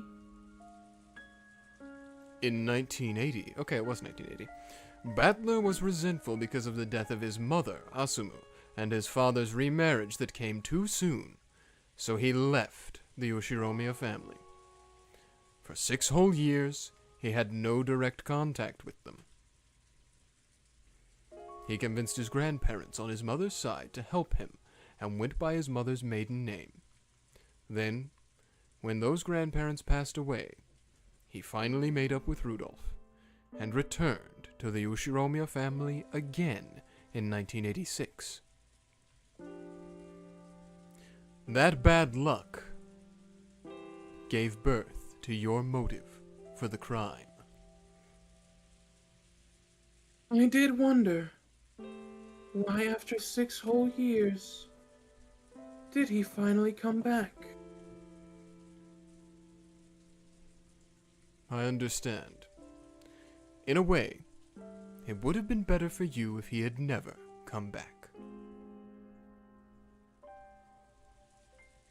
Of course, my suffering would have continued.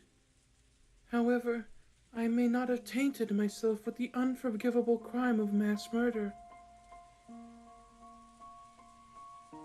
Could Battler-kun leaving create a motive? You've got it backwards. Backwards? The crime didn't occur because Battler left. It happened because Battler came back.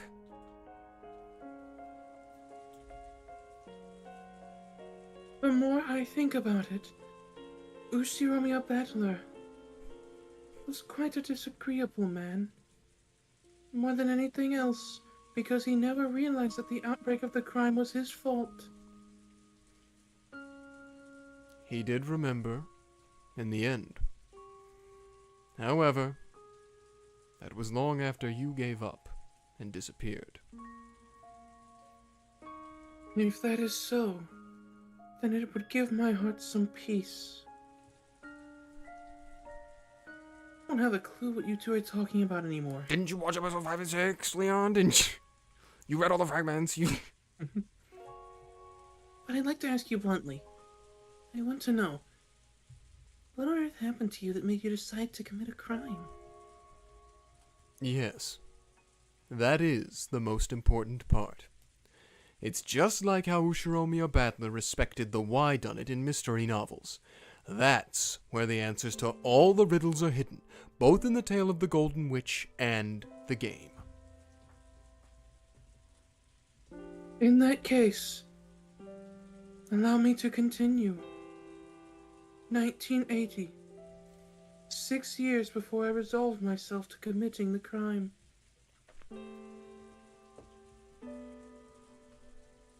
Days of trials. The Day the Witch Revived is the last one. 6 years until the incident. 1980.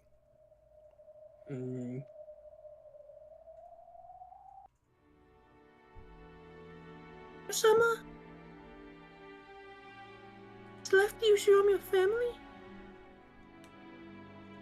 That's what Clair-sama and Rudolph-sama were saying. What a shock! Oh, poor Shannon. God, poor Shannon! She was waiting! Yeah. I have no intention of criticizing your way of life, or your family situation. However, Father is in a towering rage. Disinheriting a son is one thing, but I've never even heard of a child becoming fed up and leaving the family on his own. That Battler can be surprisingly stubborn. Sort of like someone else I know. What do you mean by that, game? What do you... Immediately showing Natsuhi after that. If you are unable to understand Battler-kun's feelings, one might question your right to be a father. Natsuhi, Right, careful! Natsuhi, come on. Jeez! And she wonders. And she Yeah, wonders. okay, yeah, Kraus, please. For once, I do not agree with her at all. Jesus. Enough, Natsuhi. I'm sure Rudolph was just trying to show how dedicated he was to raising Kirie-san's child in his own way. I would have nothing to say if this were happening next year, but why this year? He's still in his period of mourning. If you consider the timing of this pregnancy, one might acknowledge that Rudolph-san has acted disgracefully. Come on, don't be so harsh. This is my way of atoning for what I've done. Battler-kun's trying to protest against you on behalf of his departed mother, Asumu-san. I deeply understand how he feels. If he were here, I would want to hold him and cry along with him. Natsuhi's words were sharp. They pierced Rudolph mercilessly. Rudolph had no retort. His relationship with Kyrie had been adulterous, plain and simple. According to Rudolph, he had been close to Kyrie longer than Asumu. And, even after his marriage to Asumu, that relationship had not disappeared.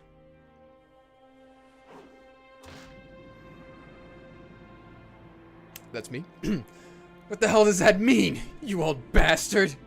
So you've just been betraying Mom from the start? Sure, I know Kyrie-san. You told me that she was your business partner and a friend whose advice you could always rely on. If you're trying to say after all this time that she was more than that, then why should I give a damn? After Mom's death, you could have done whatever you wanted. I'm right there with you, saying that you should live as you please. But just when did Kyrie-san get pregnant? Back when Mom was still alive, right? Yeah, now I finally see. So this is why you always make me want to vomit. Are you glad that Mom's finally dead now? You are, aren't you? I'm sure it would have been so hard on you, keeping your infidelity and even a kid secret while Mom was still alive. But now that Mom conveniently kicked it, you get to marry Kyrie-san and I get a new little brother or sister? You can bet that Mom's crying in heaven. You bastard. You're embarrassing. I'm embarrassed. So embarrassed I can't stand to have the same last name as you. Oh. Oh, okay. The kid's completely guiltless. It'd be too sad if he or she doesn't have both parents together. Go ahead. Build a new family, raise that kid, and have a happy life. But I'll never forgive you. Mom isn't here to hate you anymore. So I'll hate you in her place. With all my body and soul. So long, old bastard.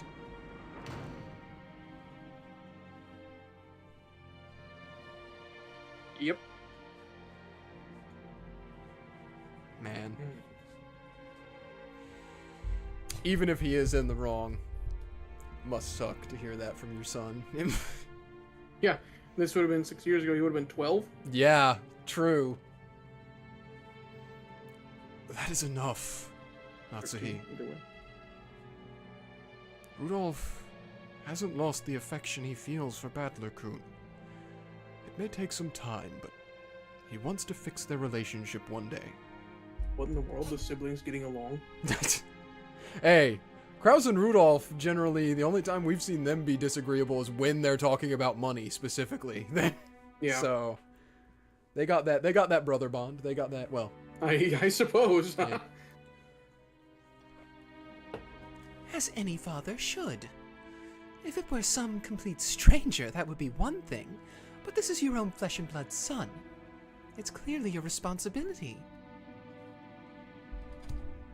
Go ahead. Despise me all you want. I won't argue. It's the only way I can atone.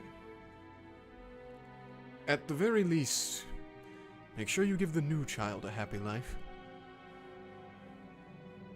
The kid who's going to be born, that they're both my kids. Wedding Kyrie-san after Asumu-san's death may have been painful for Battler-kun, but it was the best choice you could make for the coming child. I understand why you did it. And I understand why Battler-kun felt like telling you that you were happy Asumu-san is dead. Natsuhi! Stop, Natsuhi. Rudolph has already been scolded enough by the person most fit to do so. Now then, how about some black tea? Could you go ask someone in the kitchen to make us some? Understood. Natsuhi took this as a signal to leave the room, and did so. Once she left, Kraus relaxed slightly. I feel bad for Asumu-san. But if we consider the timing of that soon-to-be-born child, this might have been quite the coincidence. Almost as though Asumu knew that he'd stepped down from the stage of her own choosing. Did I kill Asumu? If so, how long has it been since I started killing her?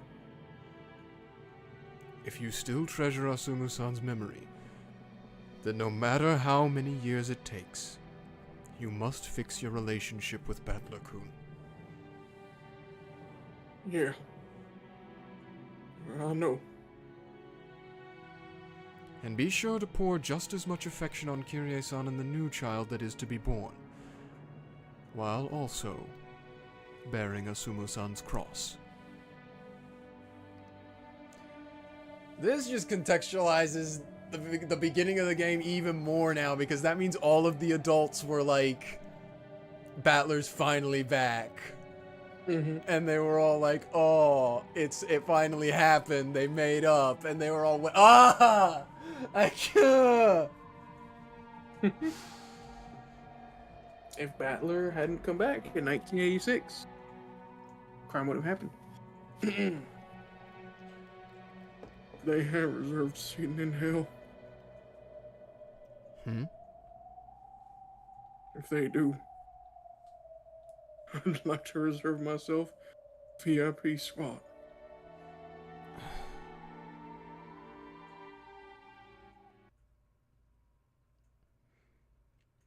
The news that Battler had abandoned the Ushiromiya name swept across the family. And poor Battler-san, too. I do believe that he'll make up with them eventually, but... This is a matter for the family. It is not something servants need concern themselves with. Instead, we should focus on memorizing the face of the newest member of the Ushiromiya family, Kirie-sama. Yes, that's true.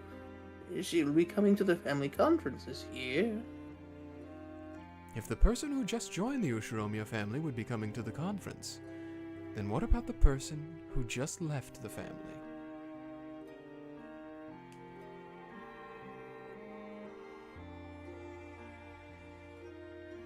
That means Battler isn't coming, right? That seems the most probable outcome. How lonely is the loss of a single, noisy man. Dang. Though most people felt a bit lonely to see Battler leave the Ushiromiya family, they didn't think any more about it than that. However, what about Shannon? Wasn't Battler supposed to come for her on a white horse? Yes. Here we go. Okay. Surprised at first. I thought that since he'd left the family, he might not be coming to this island anymore. If we consider Battler-san's feelings, this is solely natural, I guess. I understand painfully well why he wanted to leave his family. But does that really mean he won't come to Rokkenjima anymore? What on earth is going on? Will he really never return? Unable to ask him this directly, I was forced to live each day fretfully. Their son, I understand how you feel, but to say that you'll never return because you've abandoned your family, that's a lie, right? I was so confused that the world seemed to be spinning around me. I had a tight feeling in my chest and couldn't think about anything. When I happened to touch my cheek, I was surprised to find it hot and red. While wearing a truly miserable expression on my face, I was crying.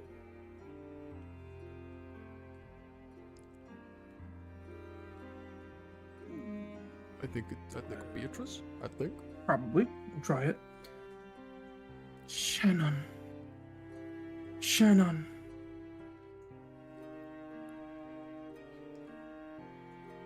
I could hear someone calling to me. But it was a very strange sort of distance. Though it felt very far away, the voice also seemed to be coming from right beside me.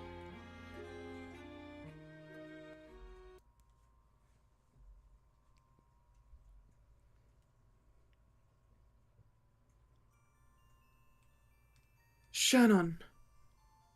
I know your heart. It's okay. It's just a fight between the boy and his father. Sure, the rumors blew everything out of proportion. It's just been exaggerated. Indeed, there are none who can say with certainty that Battler will not return to this island. Lambda Delta shows up. Uh-oh, I can... Yeah. You would do well to remain strong.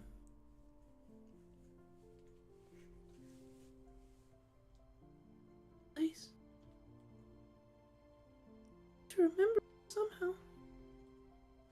I think it reminds me of the scenery from a strange dream I had once. I once had sorry. And this must be another dream. Read your script lines, Shannon. Read them before you trying. come to practice. We're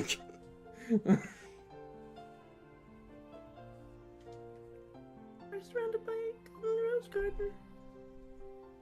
And two witches in white and red dresses were showering words of encouragement upon me.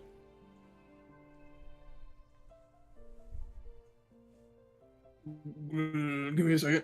Okay, I don't know what happened. You really confused me with that noise. I was like, huh?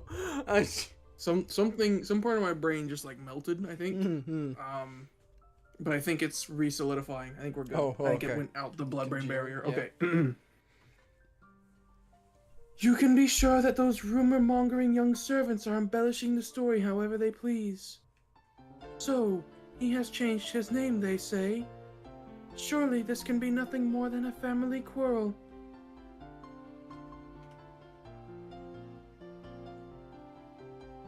Didn't catch that, Shannon. Okay, wait, I'm gonna... Thank you. Got most of it that time. I'll take it. I wish I could believe that.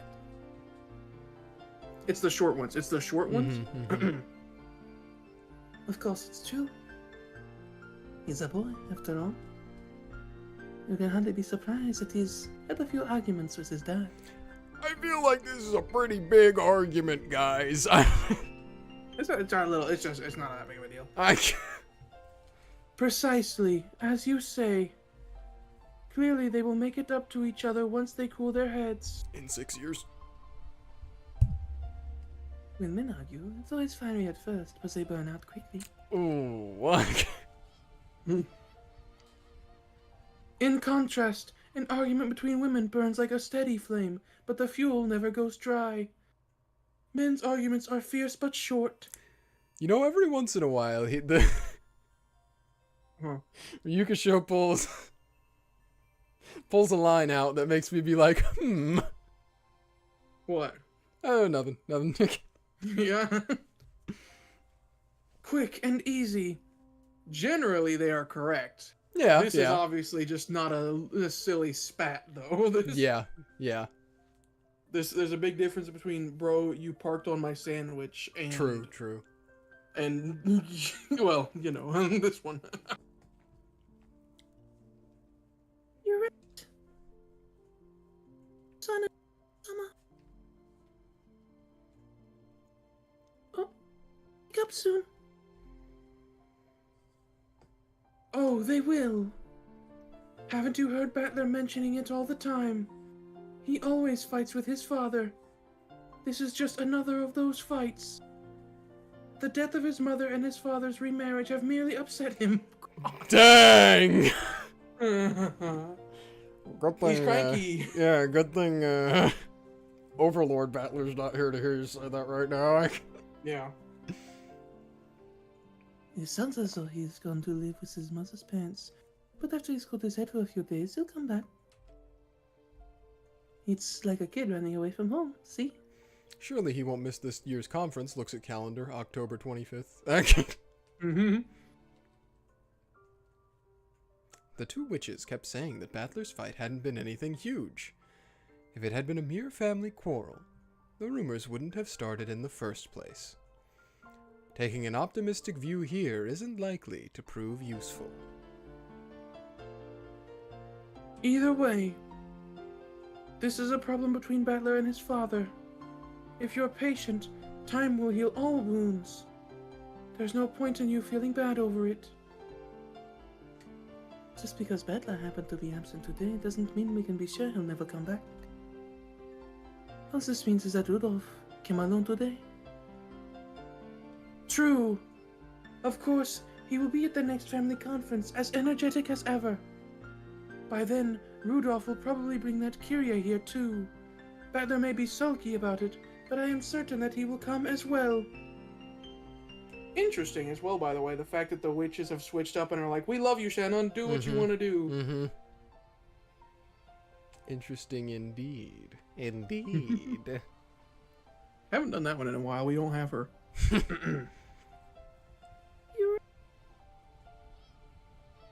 Sure. You're right.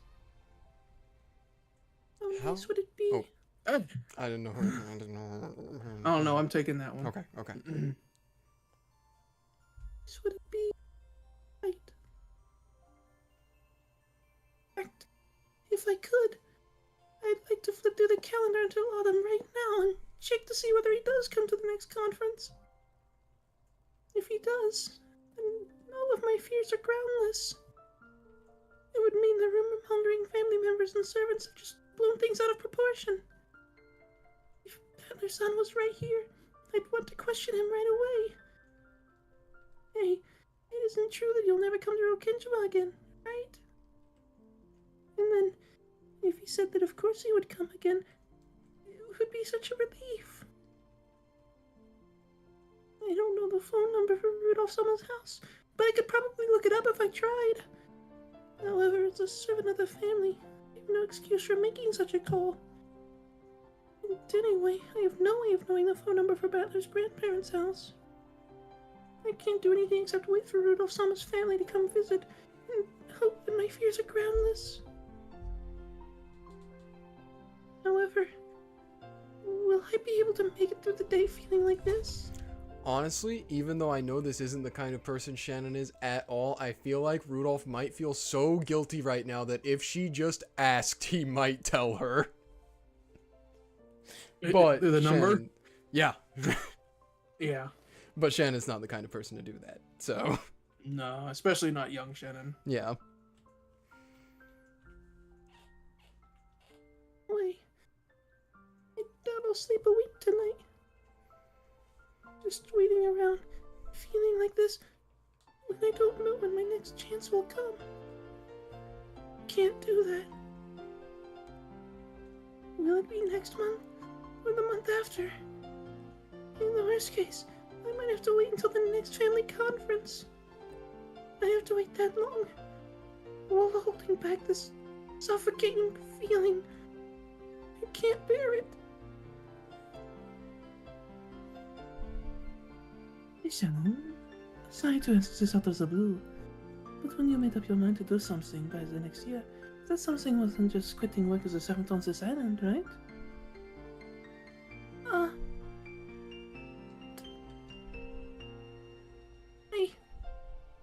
made the decision to start a new life. I didn't want to keep on being a servant by force of habit. I made the decision to step into a new life and to leave my old life as a servant behind. Battler promised that he'd come here on the day of your decision, right?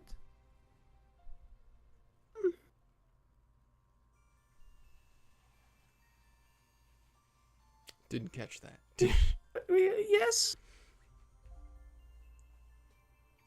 Act is not one of my strong points, so I shall speak frankly. You made the decision and resolved yourself to starting a new life with Battler, correct?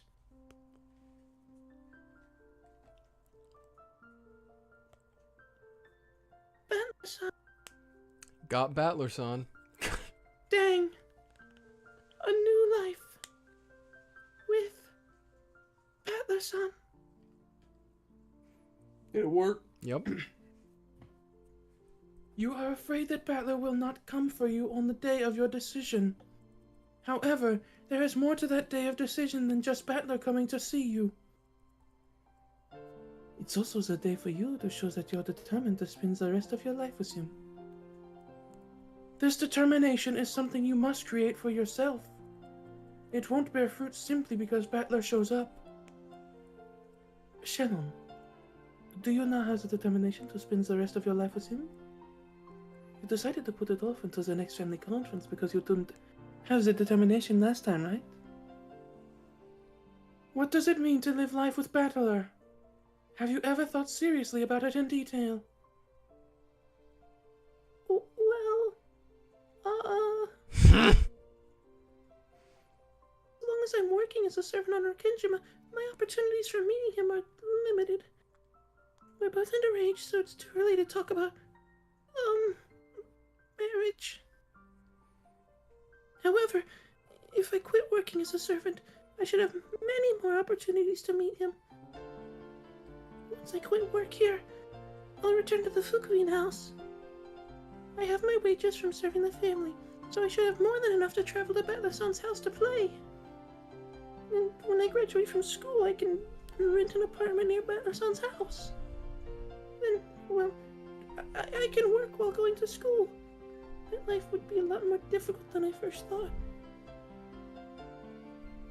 However, I'd be able to see Battler-san much more often. If not every day, then every week. And I won't be a servant anymore. There won't be any difference in class. I can call him whenever I want. And I'm already doing both school and work. Thanks to my experience here, I know more than enough to do simple housework. Doesn't that sound like a fun life? You can rent a humble abode, and once you've built up your own home, you can invite Battler over. And then, the time you spend together, the world the two of you make, will begin. Doesn't that sound wonderful? Yes. It does sound a bit wonderful. This was the first time I'd ever imagined that future clearly. My love for him, and my honest desire to live my life with him. Earlier, I was able to consider both of these deeply. However, now that I'm clearly imagining the future I plan to choose, I finally understand. I must be aware of how much determination will be needed to reach that future. You dream of marriage. Eventually, don't you? Ho ho! Girls these days, dating with marriage in mind at such a young age. Well, that's a bit, Don't deny your dreams, okay?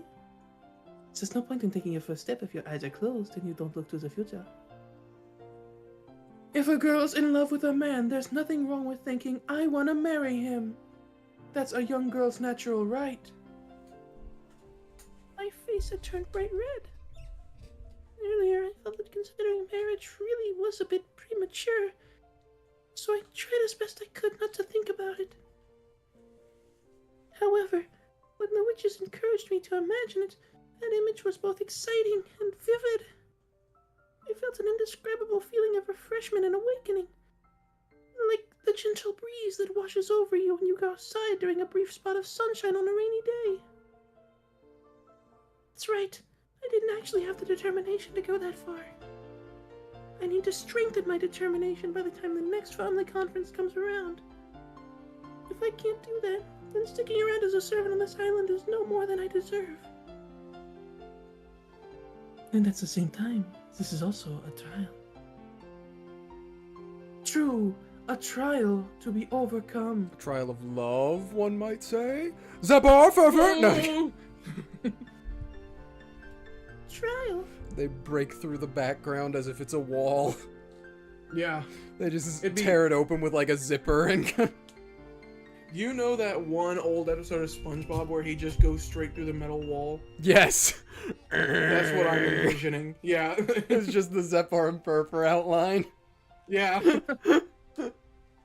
Oh. Did somebody say love? You're not supposed to be here yet. You're 10 years too early.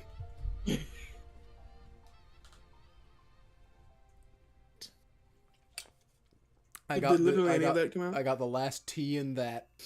Okay. What? Got that time. Okay. What? That Please? time you peaked it so it didn't. No. Why is that? True. It's. You get three chances. Yep. Fool. Battler promised that he would come for you at the next family conference, did he not? He said he'd come on the white horse, right? Yes. You are thinking that Battler will not come anymore. In other words, you have no faith in Battler's promise. Did the crime happen because the year that he came in 1986 was when whoever the culprit is had the determination to spend their life with Battler, and so they were like, I'm doing this because he's here now. It's happening. Perhaps. Mm-hmm. I mean, yeah, obviously you're not going to tell me, so What is this? There's still hope? Yeah. I'm just theorizing out loud, I suppose. Yep. That's why this is a trial. To pass through this trial, you'll have to show that you can trust him and wait.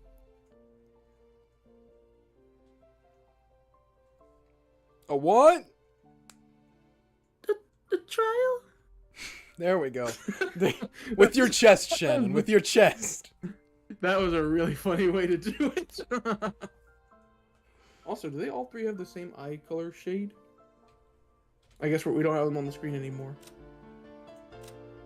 Oh wait, that's Beatrice. That's blue. Like, obviously same blue as Beatrice, and then I feel like Shannon's is more of a gray blue. Okay. And then can we get? Oh yeah, she should be over here, shouldn't she? Yeah. I would say Gaap's and Beatrice's are similar. Actually, no, I would say Gaap's and Shannon's might be more similar to each other. It's hard to show. It's hard to tell, right? Yeah. I just saw them when they were all three there. Also, like Shannon It was is. doing They the are blush all sprite. different shades of blue, though, so they are all blue-eyed. Anyway. I hadn't thought of it that way. Since he promised to come for me in a year, then I'll need to believe that he'll come for me in a year. If I doubt that, I don't have the right to wait for him in the first place. The seagulls do be crying right now.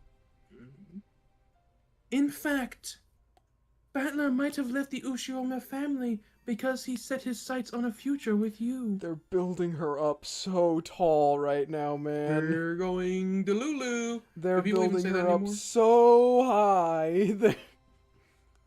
Oh, where would that be? If he knows that you will live together and eventually exchange marriage vows, having the name Ushiromiya would cause problems, since Shannon is a servant of the Ushiromiya family. Ah, I see. He realizes that there'll be all kinds of trouble if he decides to marry a servant girl, so he abandons the Ushiromiya name beforehand. George wasn't willing to go that far.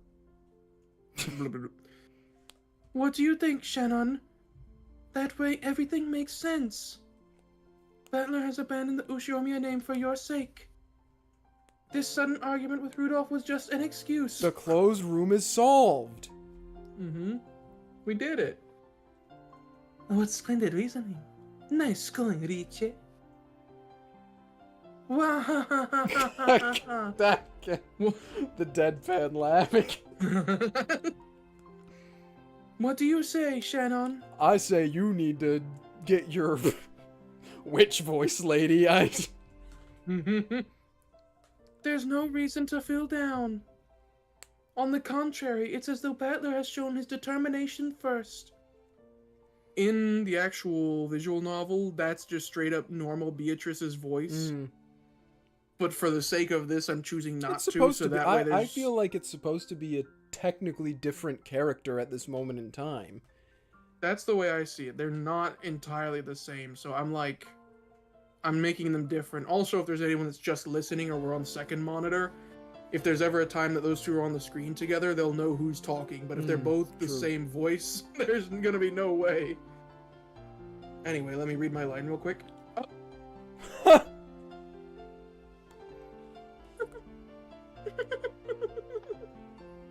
don't like that. I don't like that. I do feel like she's going to Lulu right now. She's convincing herself of a reality that is possible but not probable. Without love, it cannot be seen. He's gonna come back. True. Well, I mean, that is correct. Just not in a year. The smile had finally returned to my face. Of course, I hadn't taken the witches seriously and let myself be reassured. Oh, okay. It was closer to the opposite. It was almost funny that they could think up such ridiculously convenient explanations for everything. Dang. Shannon's over here like me. Yeah. However, they had made all of those ridiculous theories to cheer me up. The witches are right when they say that I must trust Battler-san. And that there's no point in moping about just because I've heard a few rumors. Until the next family conference, I intend to strengthen my resolve. And I believe that he'll accept my feelings and come for me. The idea that Battler left the family so that he could be married to me someday was laughable, of course. But right now, I should try and feel confident enough to accept even crazy ideas like that. Battler theory. You have to be crazy to win. So much. I feel a little better now. That is well. I cannot stand watching you cry yourself to sleep. Thanks for coming into my dreams to encourage me. Indeed. It will be morning soon. This is all a dream.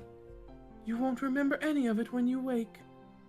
However, your heart will be at peace.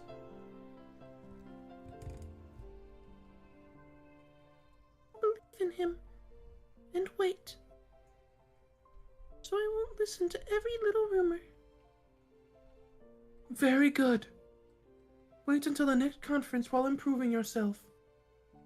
If you think of it as training to become a wife, all of your everyday chores will grow more meaningful. Thanks a lot. Dice, it will be morning soon. Is that so? Then so long, Shannon. You may not remember me, but I will always be by your side, watching over you. Thank you. Yes, thank you. Time to wake up, Shannon. Shannon, True. wake up and smell the ashes. Ba-da-da-da. Ba-da-da-da-da-da-da. Oh yeah, true. Yeah. Hey, you can do that now. Half-Life 2 has modding support. We could make Gordon Freeman Shannon. Oh, God. That's what they did for the 20th anniversary. They gave it workshop support. That's really funny. I'm not sure which one is this. This is probably Beatrice as she's on the way out. Let's see what happens. Yeah, it's gotta be, right? The next family conference will be here in a flash. Wait for it at your leisure. Battler will certainly keep his promise. I'm with Onclid. It's because he didn't come back on a horse. True. That was the reason. You forgot the horse. That was the reason that it happened. 1981. Oh, 5 years until the incident. So Battler didn't come back. So Pleased to meet Kyrie. you. My name is Kyrie. I hope we can all become quick friends. I've known your name longer than I've known Asumu-san's. I hear you're Rudolph's old girlfriend. Yes, we've known each other for quite a long time. Welcome to the Ushiromiya family. I hope you find it easy to grow comfortable here. Yes, I'd like to grow comfortable quickly so that I can support my husband. But look at how cute that little girl is. What's her name? This is Anja-chan. What a cute name. So, you two couldn't make up after all. I thought this would be the perfect chance to bring him back, but he's as stubborn as Dad. Battler could never come back? I'll miss him. Nothing wrong with a man having enough backbone to find his own way in the world. I'm sure he'll have made it big by the time he comes back. Oh, Hideyoshi. You think so? Ever the bright spot. Yeah. Hello, Caleb. Yeah, Caleb.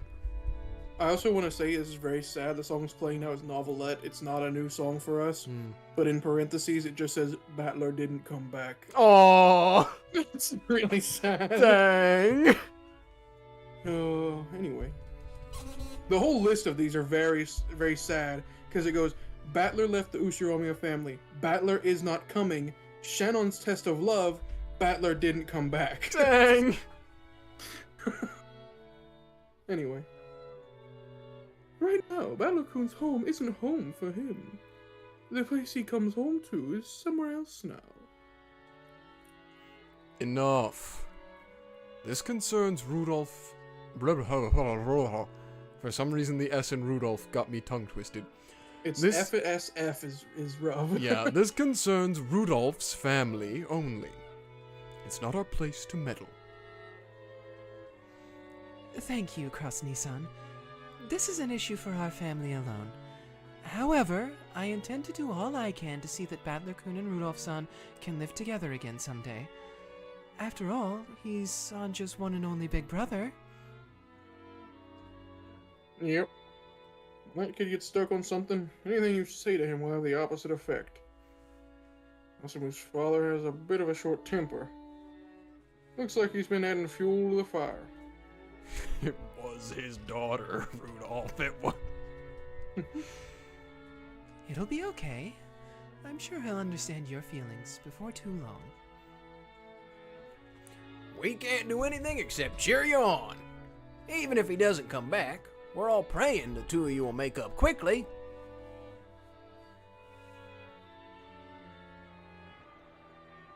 It's a bit boring without Battler. Yeah.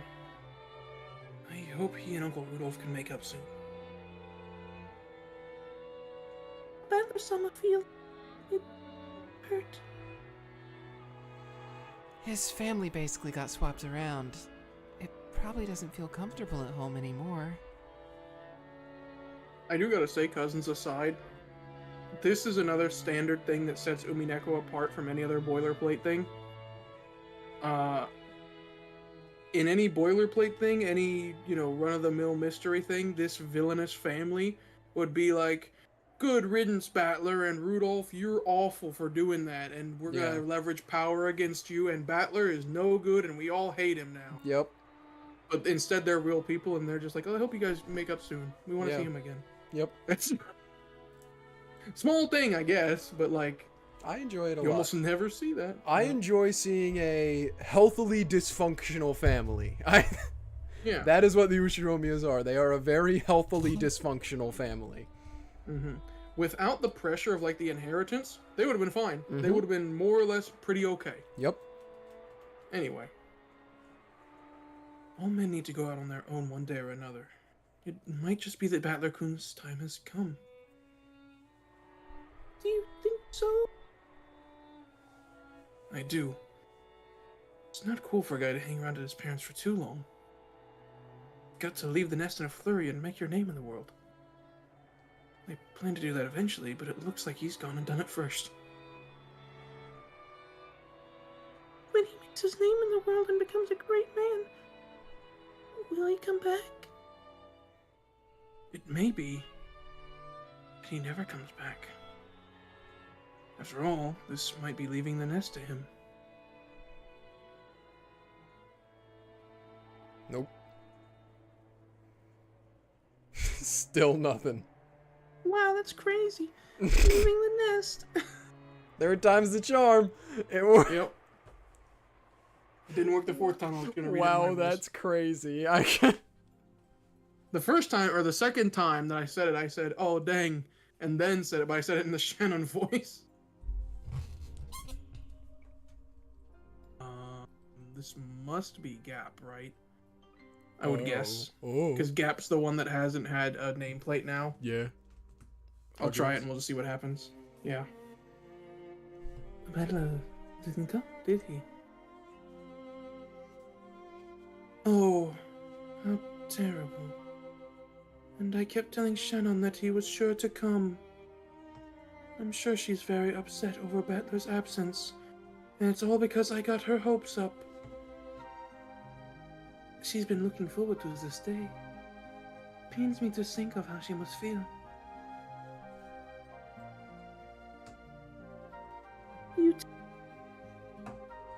You. I mean, I just yeah. Thanks, you two. Yep. I'm okay. I had been united with the witches once again in that dream world. Though I could never remember anything during the day, now that I was in the dream world, I somehow knew that this was a reunion. The witches both looked apologetic. Though they had tried to cheer me up by saying that Battler would come today. Now that he hadn't come, it was like they'd been lying and they seemed to regret it heavily. Shannon.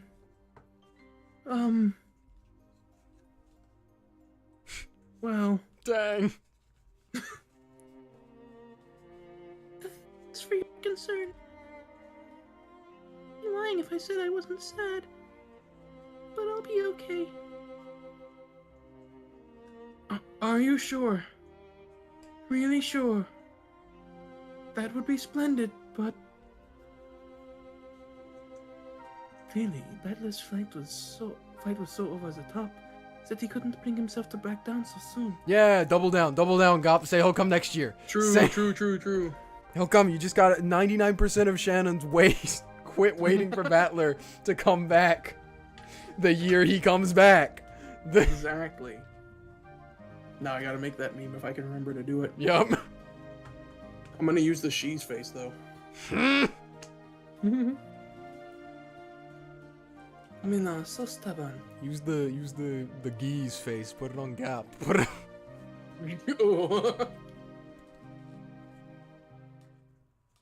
Yes, that is true. He tried to act tough before running away, so his stubbornness is preventing him from taking back what he said so easily. He'll probably regret not coming today. Yes, that must be it. For some reason, they seemed nearly desperate in their attempts to encourage me. It was almost funny to watch. And I couldn't help but giggle. Dang. Shannon's pitying the voices in her head. No, I'm kidding. What was that noise you just made? I was snickering. It sounded like you had a mouthful of water and were trying not to spit it out. That's kind of what I was doing, yeah. Okay. Thanks a lot, both of you. After all, you're the ones who told me in the first place that this is a test, a trial to be overcome. Did somebody say... Truth was, I couldn't really fool myself so easily. When will he come back? When will he come for me? When isn't the question. Will he come for me? Ever? If I start moping right now, the uncertainty and sadness will probably tear me apart. I think that's supposed to be moping.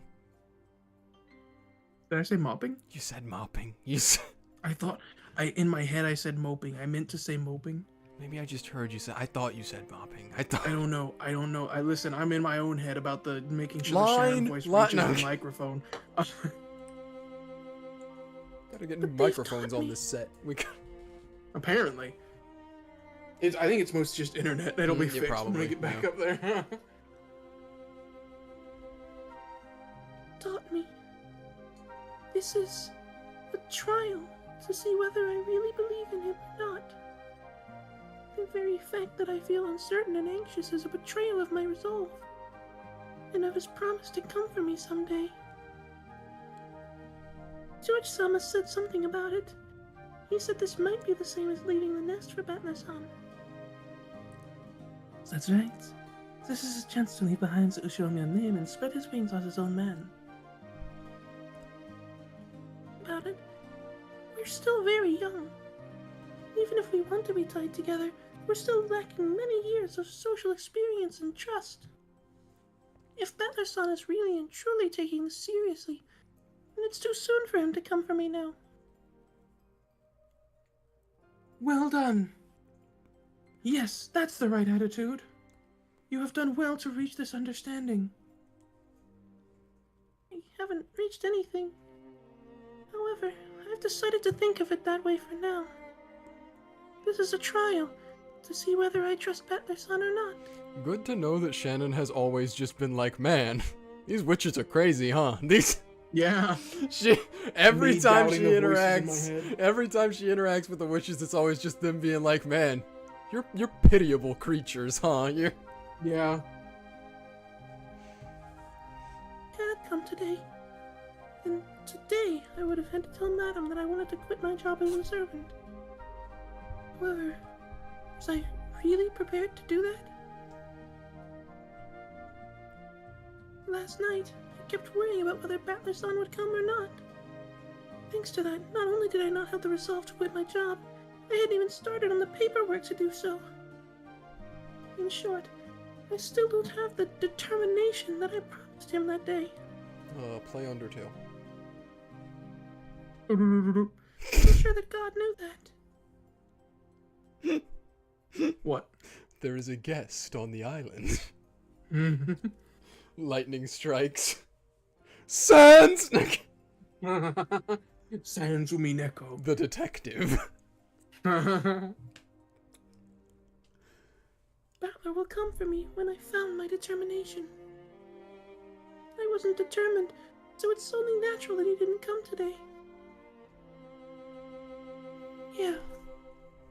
It all makes sense now. It's all your fault. Mm-hmm. You just weren't determined enough, Shannon. Exactly. We're reaching levels of Delulu. Yeah. So, I'm sure Battler-san didn't come today because I wasn't determined enough. It's only natural since I couldn't even truly believe that he would come. I'm sure Battler was the same way. He did not yet have the determination and resolve to come for you. Cold is not heartless.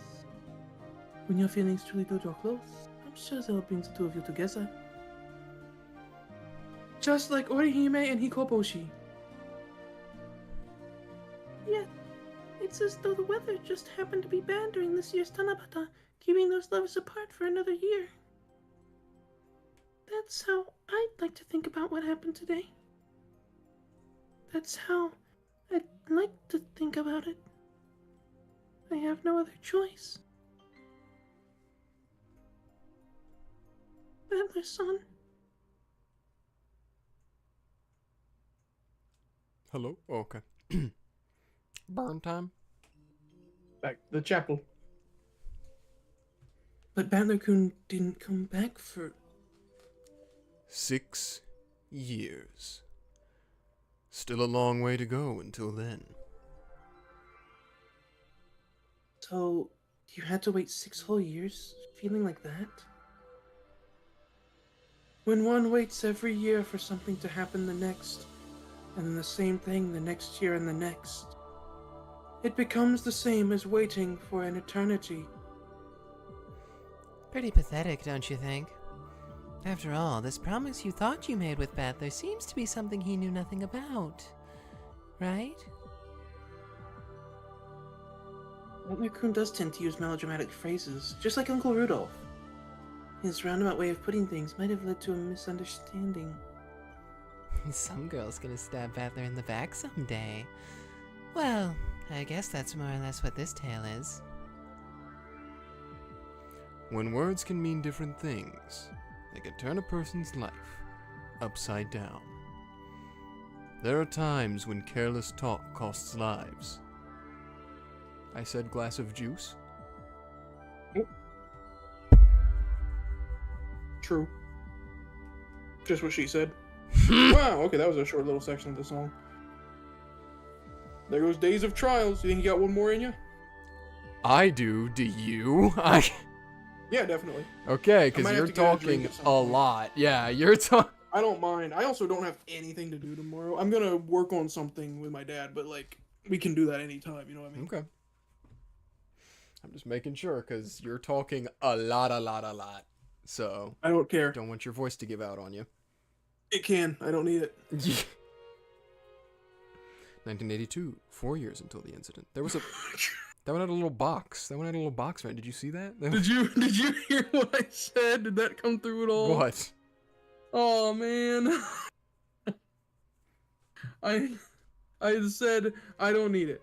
And then I paused and I went, I need it. No, that didn't come through at all. Dang. Well, here's a well. character that'll more than It's likely funny. get picked up on the mic, so. I'm laughing now. Oh, okay. Okay, here we go. Seriously, why do guys turn into total morons when they get together? Jessica's room was filled with laughter.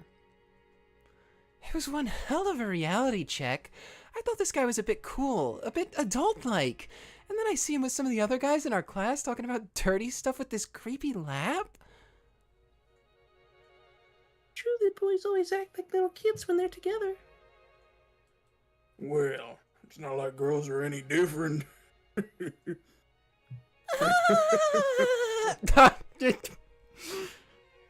The fun chat between girls continued without end. Tonight, Kraut and Natsu... Kraut? Let me run that back. Yeah, Tonight, run it back. Kraus and Natsuhi were out late at a meeting on Nijima. Most of the time, Natsuhi was always watching, so Jessica would always make sure to be curt with the young servants. But when Natsuhi wasn't around, Jessica never did that. She had invited the servants of similar age to her room, and they were chatting away noisily. At that age, everyone wants to know about love. Thanks to the rigid and constricting way Jessica had been brought up, she enjoyed talking about it all the more. But you're pretty incredible, milady. And you're that age. Aren't there any boys you're interested in? Well, I'd like to fall in love, but there aren't any good ones around. I think you should be a bit more proactive about it. You can act all relaxed now, but that's not gonna last long, okay? Once one of your friends start going out with someone, it'll turn your world upside down. Looks at Shannon. Looks at... Oh, there it is. There's no way that'll happen. None of my friends are traitors. I think. Traitors? No. The outbreak of love is the one time you can't rely on friendship between girls. If you met someone you liked, you'd betray your friends and go out with the guy without a second thought, wouldn't you? What about you, Shannon? It's not fair that I'm the only one who has to talk.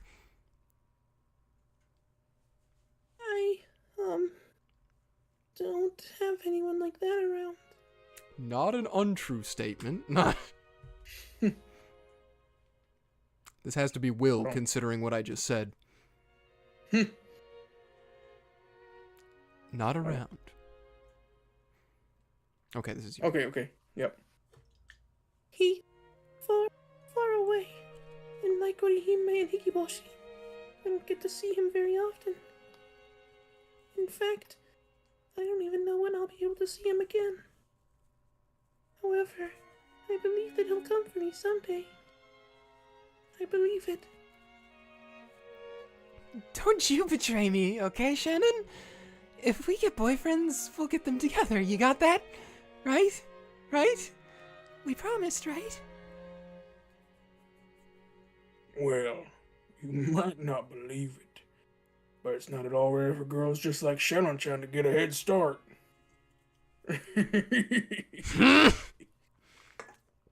Man, I wish my mom would look at me like that. Yeah. Shannon, confess! You aren't going out with anyone, are you? You aren't, right? Not really. Really? Really? We'll get boyfriends together, okay? No matter what happens, okay? Anyone who lies has to eat porcupine fish. Yes. I promise. What the heck? What's porcupine fish? Now there's the face of a liar. I'm willing to bet Shannon-chan beats everyone else in this room. I'm pretty sure it's another name for puffer fish. Oh, that makes sense. I can tell. It's always the quiet ones that go first. We did not know the consequences this was going to have.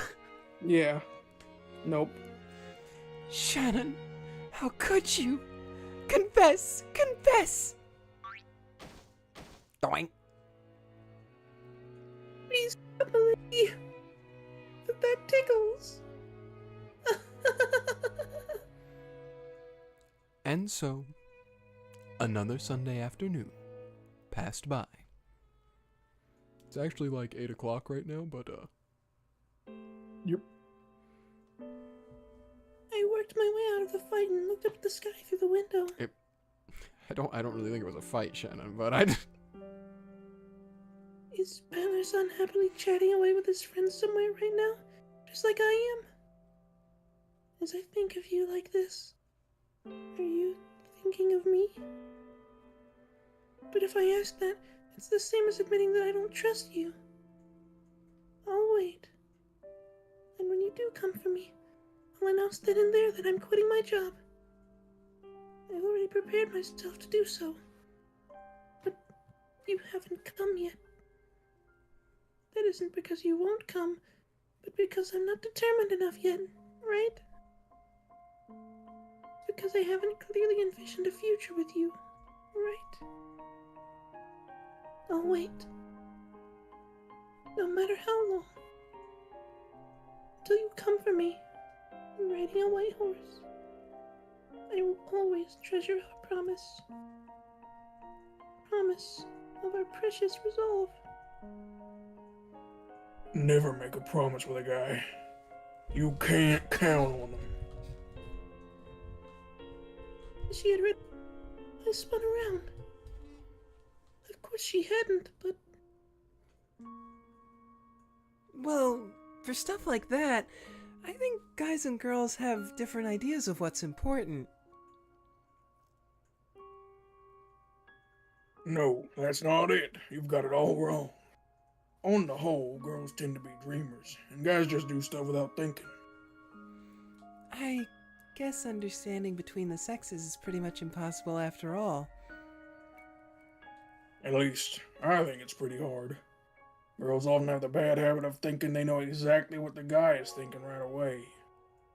They search for hidden meanings behind words that guys say for no reason in particular, and just get the wrong idea. Ah, yeah. I've known girls like that. Those girls who hear something that anyone else could tell them was trivial, but think it means the guy's totally into them. Yeah, I see it all the time. Sorry, I started laughing. Why are you laughing? I started thinking about the thing I said last night. We were talking about where there's rain, there's thunder. Oh. And then I started thinking about the context of why I said that, and it made me laugh. Okay. The rest of you listening at home, you had to be there. It's a bit sad when a girl gets the wrong idea for no reason. POV, a girl's about to get the wrong idea because of these two talking about a girl getting the wrong idea. Yeah. Yeah, what? There's no quotes. The pair Okay, of them yeah, laugh true. together.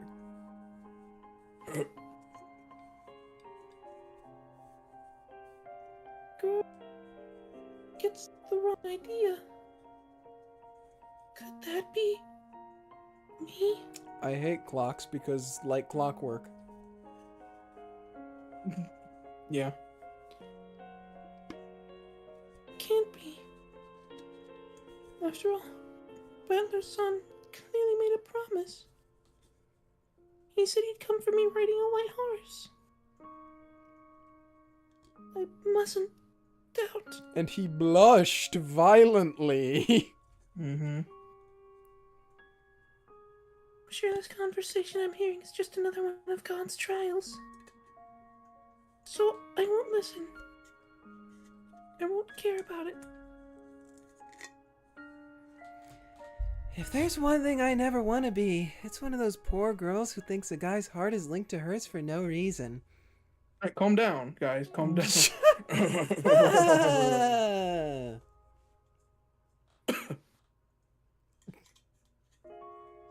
tormented me and tried to lead me astray. I'm sure he'll come to the next family conference. I'm sure he'll specifically come to the one in 1986.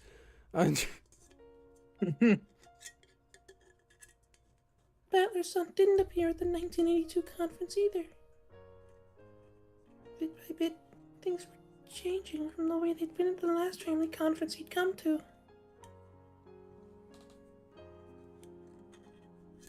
Everyone had gotten completely used to Kirei-sama, Rudolph-sama's new wife. And she came down off the boat with a familiar stride. Her daughter, Hanji-sama, was growing well, and all of the family focused their attention on her. Even Maria-sama, though she was still tiny, was already 5 years old. She was full of energy and old enough to enjoy playing with George-sama. Jessica-sama and George-sama had already stopped talking about Battler-san's absence. It was the same with the other relatives, too. No one touched on the subject, as though they had forgotten that Battler-san was missing. Maria-sama had only been 3 when she'd last seen Battler-san. It was doubtful whether she even remembered him. In just 2 years, all trace of your existence has been erased from the Ushinomiya family conference. That made me sad. And so it looks like Battler-san didn't come back this year either. True. Feeling a bit lonely? Oh, Uncle Rudolph and Aunt Kyrie don't even bring him up anymore. It looks like Battler-kun was much more serious about it than we thought.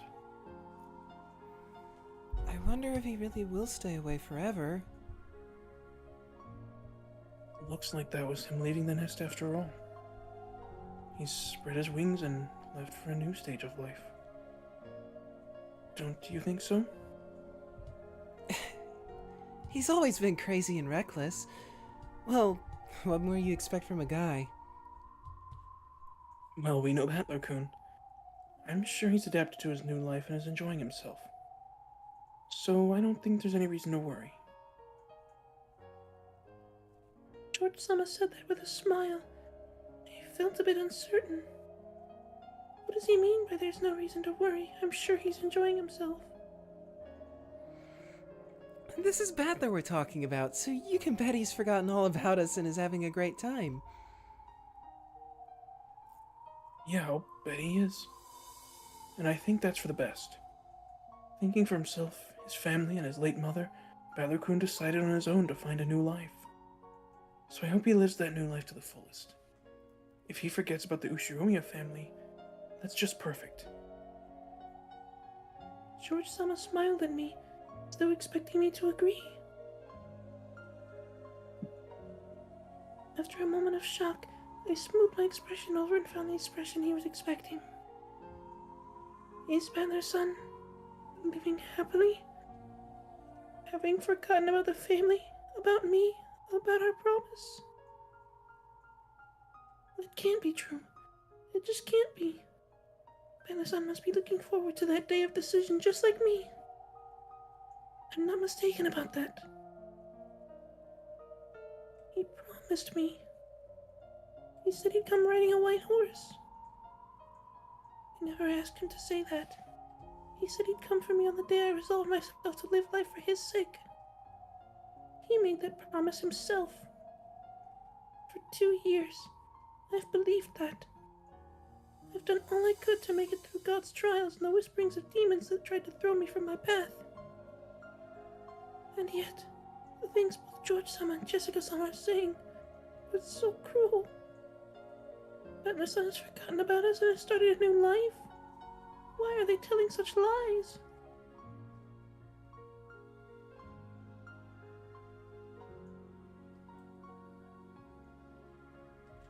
But that night, I dreamed of Battler-san for the first time in a long while. Battler-san in my dream wasn't the Battler-san I believed in. It was the Battler-san that George-sama and Jessica-sama had spoken of. The one who had forgotten everything and started a new life.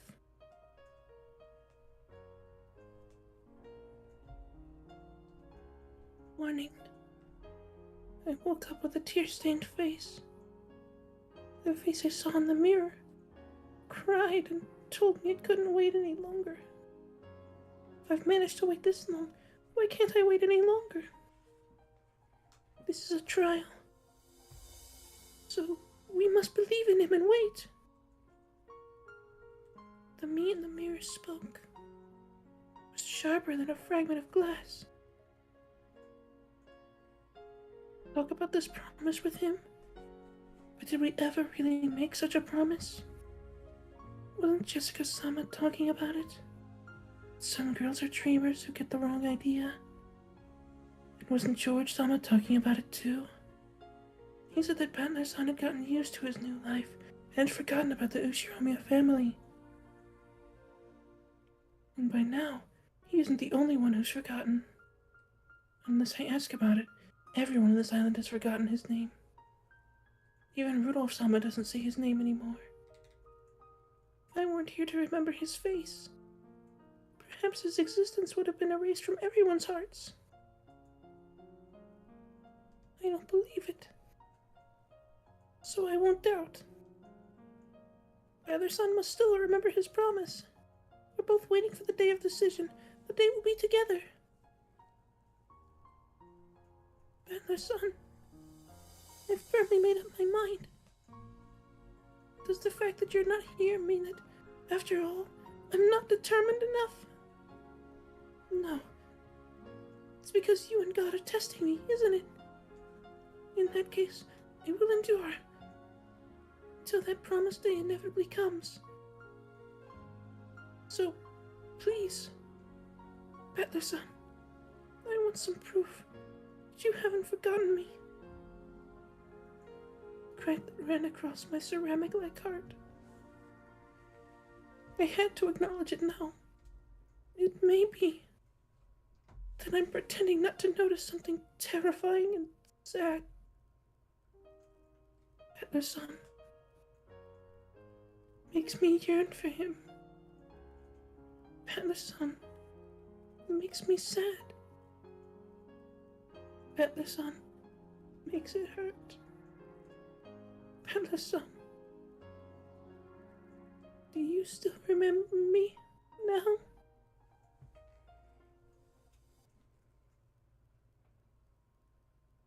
One year later. Do you think he still remembers her? I don't know, man. I'd like to think he does, but it's Battler. And also, I don't think we're gonna know for a minute. And then came the third family conference since Battler's son left. If the number of pets was going to increase, we would have been told about that when setting up.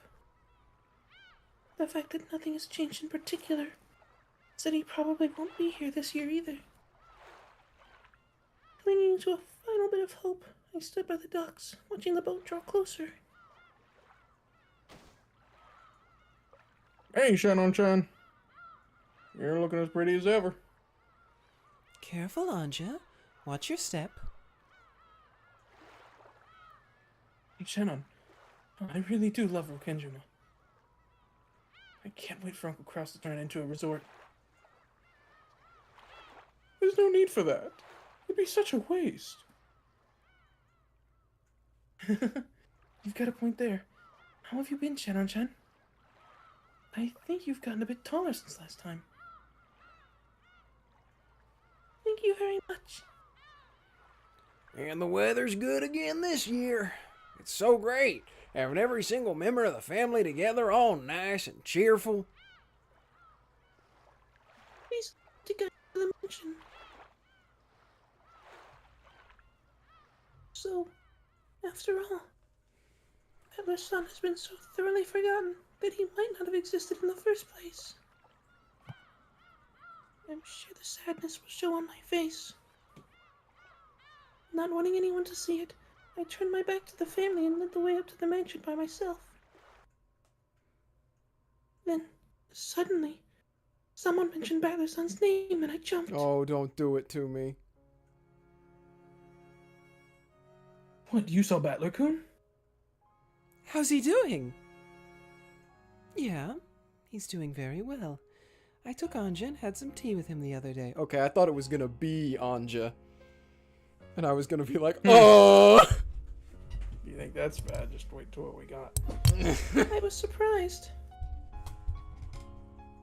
So, Kyrie-sama was in touch with Battler's son. According to her, both Battler's son and Rudolph-sama had long since calmed down after their fight.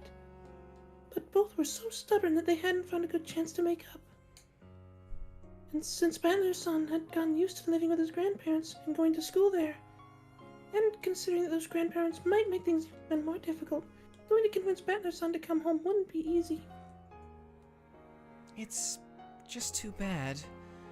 I think Asumu-san's parents were even more angry than Battler-kun was. This isn't just an issue between Battler-kun and Rudolph-san anymore. Then will Battler be coming back sometime soon? He will make up with Rudolph-san, but it looks like he doesn't intend to return to the Ushiromiya family. Such a shame. Though, I do understand how he feels. It's a bit of a relief to hear that some of the bad feeling had died down in these 3 years. If we take Asumu-sama's parents into account, it's no surprise that things haven't gone as well as they could. But if Battler-san doesn't hate Rudolph-sama anymore, then someday, surely he'll come back. He'll have grown so much. My resolve will not waver anymore. Some nights these past 3 years, I felt sad and resentful. But now, it feels as though those 3 years were something I needed. After all, the seeds of love, the faint feelings I once had for you, have budded powerfully, waiting for the day that we'll be reunited. This is how honest my feelings for you are now. I love you. I want to see you again as soon as I can. Until that time, I'll keep that bud of love warm and growing for you. I won't doubt the coming of that day anymore. Just as I think of you under the same sky, I believe that you are thinking of me. I'm sure this news about him is a sign that God is cheering me on. So, I ask God one more time, inside my heart. Since my feelings for Bernkastel have not wavered for a day these past 3 years, let me know that he feels the same way. I know that asking for that is a sin. However, now that we've reached a 3-year turning point, I want some gift from God, any gift, to show that I have not waited in vain. That is what I prayed. Oh, that's right. It's been so long since Battler-kun last saw you, all right? I thought you might be feeling lonely, so I told him to write you letters. Here they are. Huh? Did God really hear my prayers? I felt as though my heart was going to leap out of my chest. A letter from Battler? Awesome! What did he write? Did he say something about how he's been doing lately? I can't wait to read it. Irie-sama pulled a brown envelope out of her bag and handed it to George-sama. Just one? When George-sama opened it, several folded letters came out. Looks like this one's addressed to me. They all have different names on them. Here, this one's yours, Jessica-chan. Thanks! And this one's for Maria-chan. Can she read yet? I'll read it to her later. Thank you. There's even one for Anja-chan. No, of course she can't read. I'll give it to her when she does learn. He says he's doing great and having a blast. Good for him.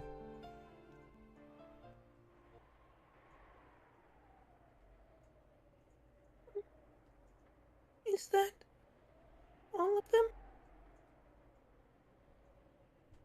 Yep. Looks like that's all of them. Thanks a lot. Sama handed me the empty envelope. Apparently he thanked me because he thought I was offering to throw it away for him. And clearly, there was nothing inside it. There was no letter for me.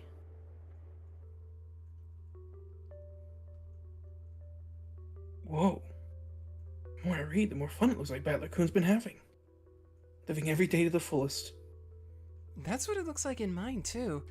If he's happy, then I guess that's what counts. That's so mean of Battler-kun. Sounds like he forgot about us until you told him to write those letters, Kirie-san. Well, you know what he's like. It sounds like he was living life to the fullest. And I hear he's popular with the ladies at school, too. Wow, that's incredible. There should be plenty of girls who like those hilarious melodramatic lines of his. Makes sense to me. I wonder if he really does plan not to return to the Ushiromiya family. Looks like it. In mine, it says he doesn't think he'll return to Rokkenjima again.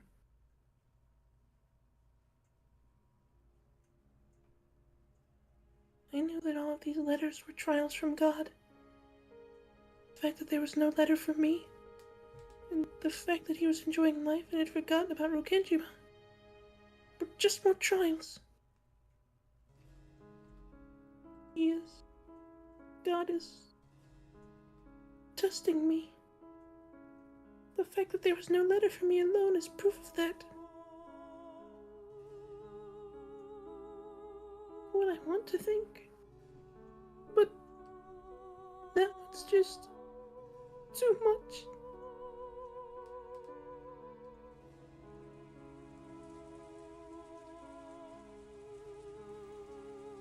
It might have been an important promise to you, but it looks like it wasn't for Battler.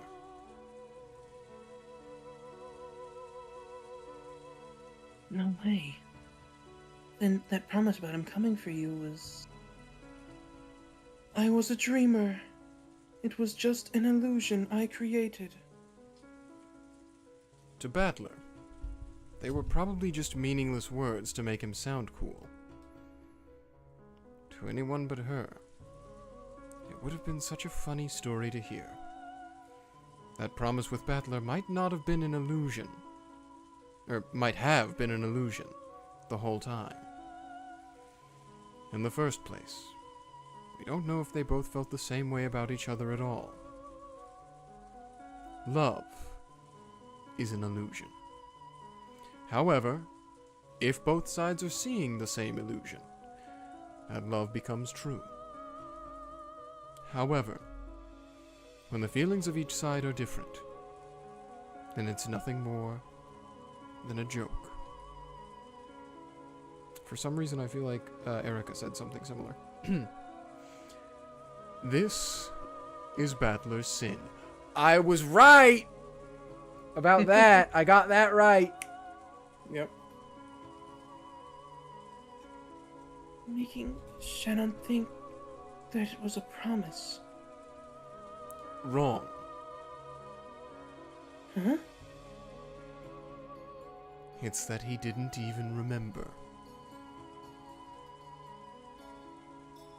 If he simply broke his promise, I could have taken him to task for it. I could have regretted my mistake, or I could have won him back. However, you can't question someone about something they don't even remember.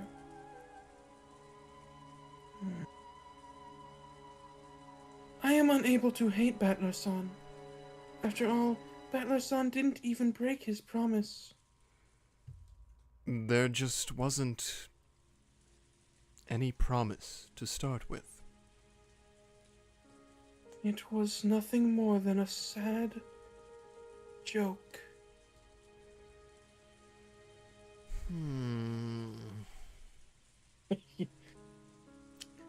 I will say, by the way, before I get to it, for your perusal, the next song we're going to hear is called S/he-end. Hyphen N or end? End, like the word. Okay. Anyway. Kept on crying and crying. Dug my fingernails into my pillow, soaking it with my tears. How much easier it would be to hate something. But I can't hate anything. I just couldn't get over my miserable arrogance, which had led me to believe for 3 whole years that he felt the same as I did.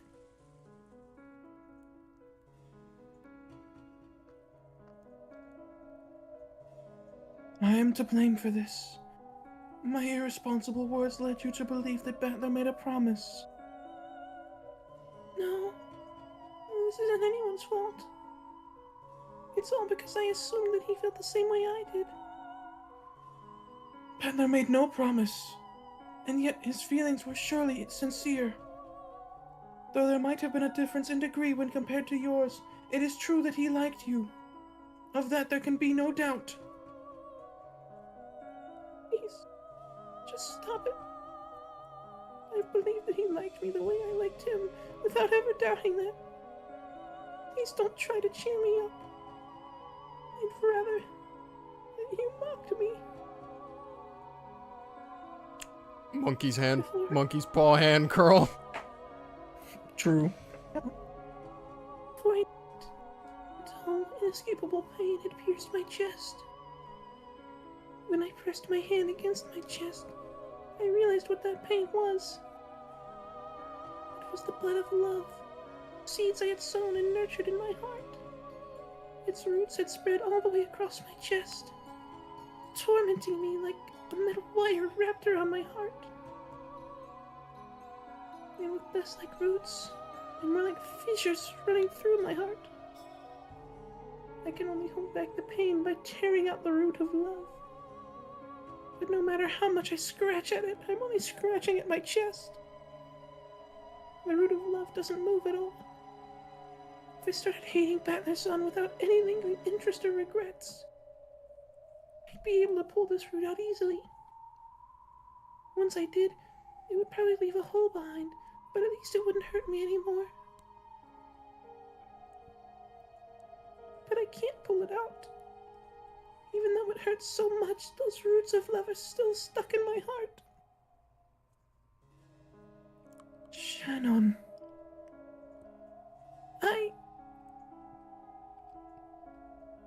now, I love Battler's son.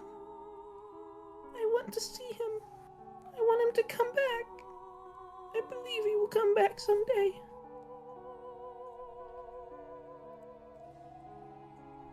To wait for him. But right now, it's just too much. As I sobbed, the tightness in my chest grew even stronger. As long as I like Battler's son, that pain will always continue. Because I like him, I want to hold on to that pain forever. But it was written right there in the letters for George, Sam, and the others. Battler doesn't plan on returning to the Ushiyama family. He's forgotten about me and Rokkenjima. Has started a new life with a different name. I must wait for him for all eternity.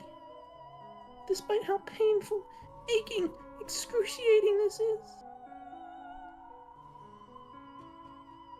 Is this another trial? Is God telling me to wait for him forever? I can't do that. I want to be with Battler's son, but if this is a trial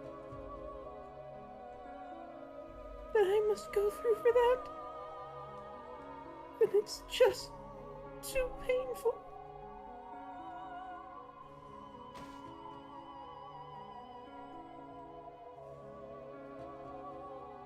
Beatrice I'm assuming. hung her head in shame.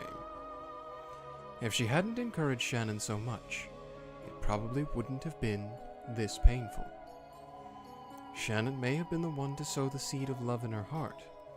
However, Beatrice had irresponsibly watered it and told Shannon not to give up. Beatrice scratched at her chest, trying to share in Shannon's pain.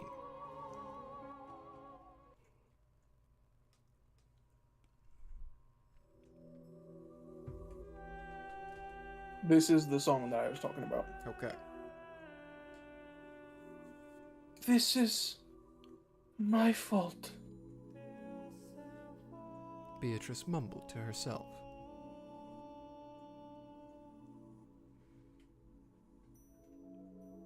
I don't think, okay, what's your fault? Got that one.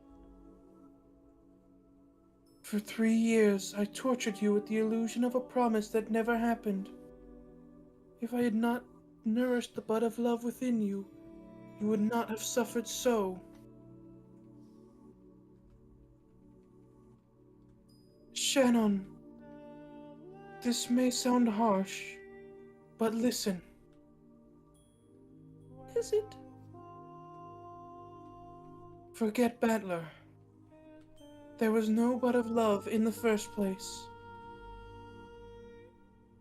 Oh, I am the one who nourished it. No matter how painful it is, I can't forget it. But you cannot bear that pain any longer, can you?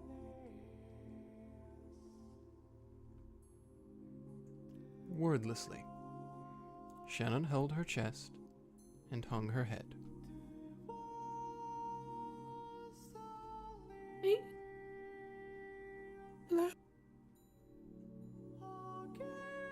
Inside me.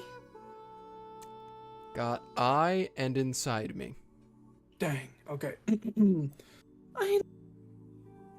That feeling burns inside me. So that I still cannot let it go no matter how much it hurts. And I spent 3 years pretending that I didn't feel that pain. Now I know that I feel it. And since I know, I can't bear it. So you cannot throw away your bud of love for Battler? Yes. However, at this rate, the bud, the root, will kill you.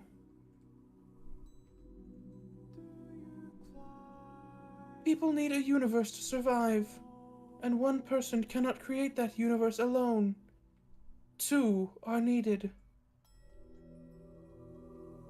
A universe.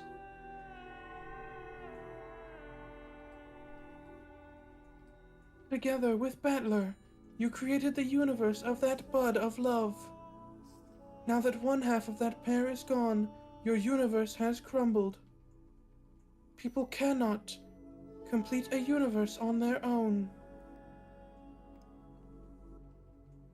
For Battler's son, the other person who creates my universe,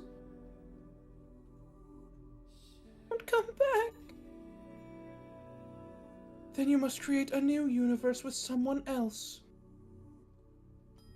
You create one with someone other than Battler's son? I will give you such a person. Which person? A creature to bury the pain in your heart and heal you. He will not betray you. Yes, let it be a sibling. I will give you a little brother. A mother? A boy you have always been close to at the Fukuin house, whom you love as if he was your real brother. That I shall give to you. Together with him, you will create a new universe. Will that little brother make me forget about the pain of my love for Battler's son? Correct. You need a universe. What will happen? Come on. To the bud of love in my heart. My feelings for Battler's son won't change. I can't make them wither.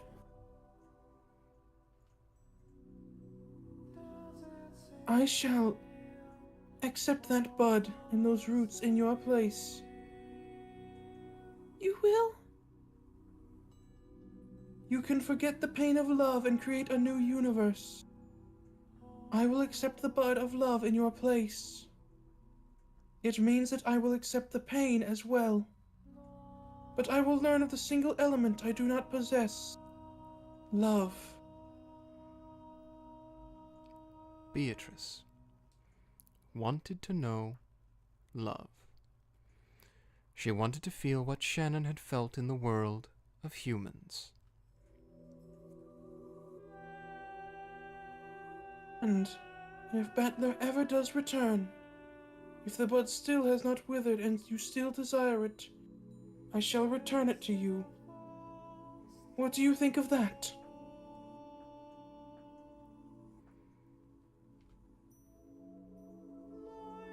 Still hanging her head, Shannon gave a small nod, but said nothing. It would mean release from this unbearable pain, and it would mean giving the bud of love to the witch, to hold in her place. Shannon spread the hands that she had held to her chest.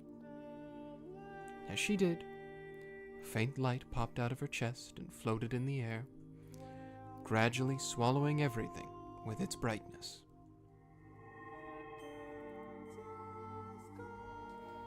As the brilliant light began to fade away, Shannon and Beatrice, still facing each other, were now inside a vast, starry sphere, like a planetarium.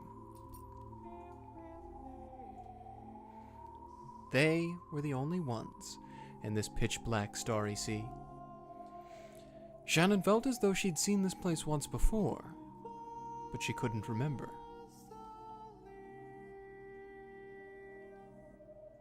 Beatrice, I think? Yeah, so I'm like, I don't know if it's her. Well, it's probably gotta be Beatrice. Then, I made another announcement. Modify this world. Let the bud of love travel from Shannon to Beatrice.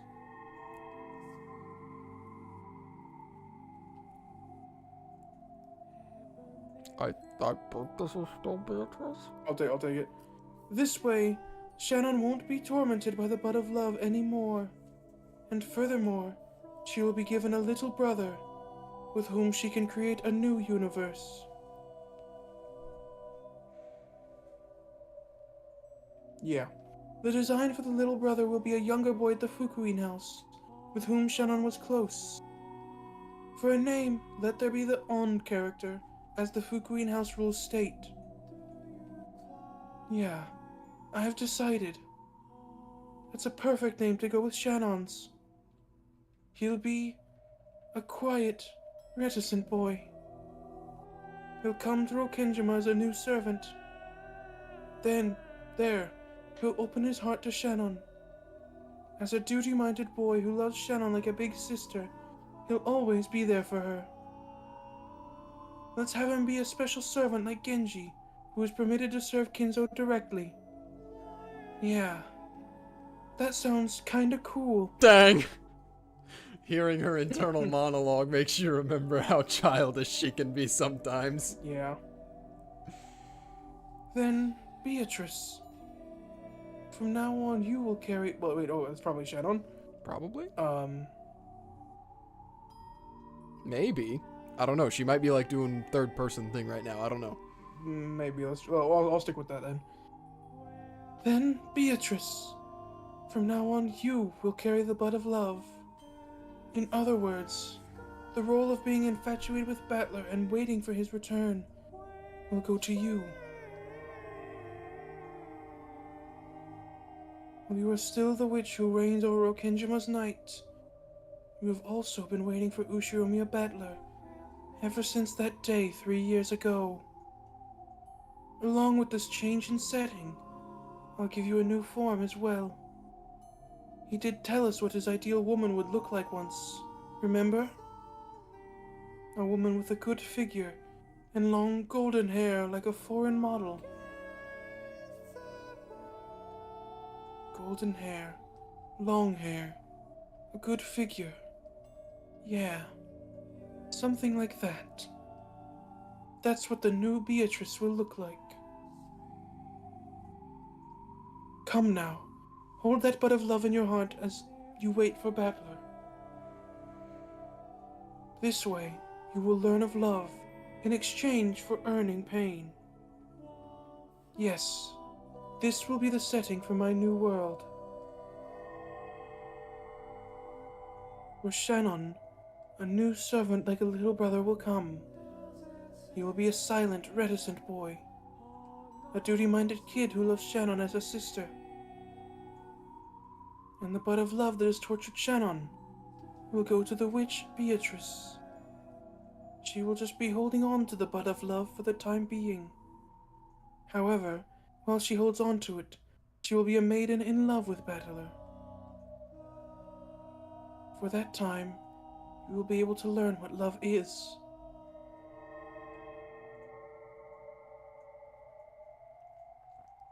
Come, let the world be modified. Oh, I am one yet many. Awaken us, and stretch your wings in this new world.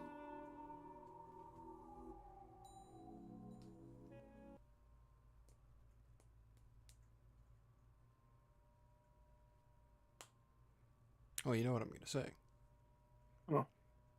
Pack it up, boys. This case is solved.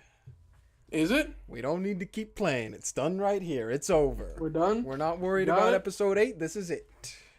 This is the end. Everything's been Got it? explained to us. Definitely nothing different will happen or occur. Nope. Yep. Alright. Okay, this is the part where you flash cut to, like, the last stream where I go, what? It was George? No. Anyway. Slowly, I opened my eyes to the gentle rays of the morning sun. How long has it been since I last saw such a pleasant morning? The face in my mirror is tear-stained and pathetic. However, my heart is as clear as the morning sun. I could still clearly remember that strange dream. However, I can feel myself forgetting it rapidly. The place I was in, my dreams, had been such a strange place. Peaceful, calm place. There, I had left behind the pain I had carried in my chest until yesterday. So this morning, my heart was at peace. Good morning, me. My tear-stained face really is pathetic. However, my expression is bright and cheery. Even now, I like Batler-san. But for some reason, I've calmed down. It feels like I've put something precious safely away in the place it belongs. Batler-san, will you come back, I wonder? When you do, I'd like to talk about mystery novels again. Oh, I almost forgot. A new boy servant will be coming today, right? One of the rare servants who will serve the master directly. What kind of kid will he be? I hope we get along well. What was his name again? I'm pretty sure it was,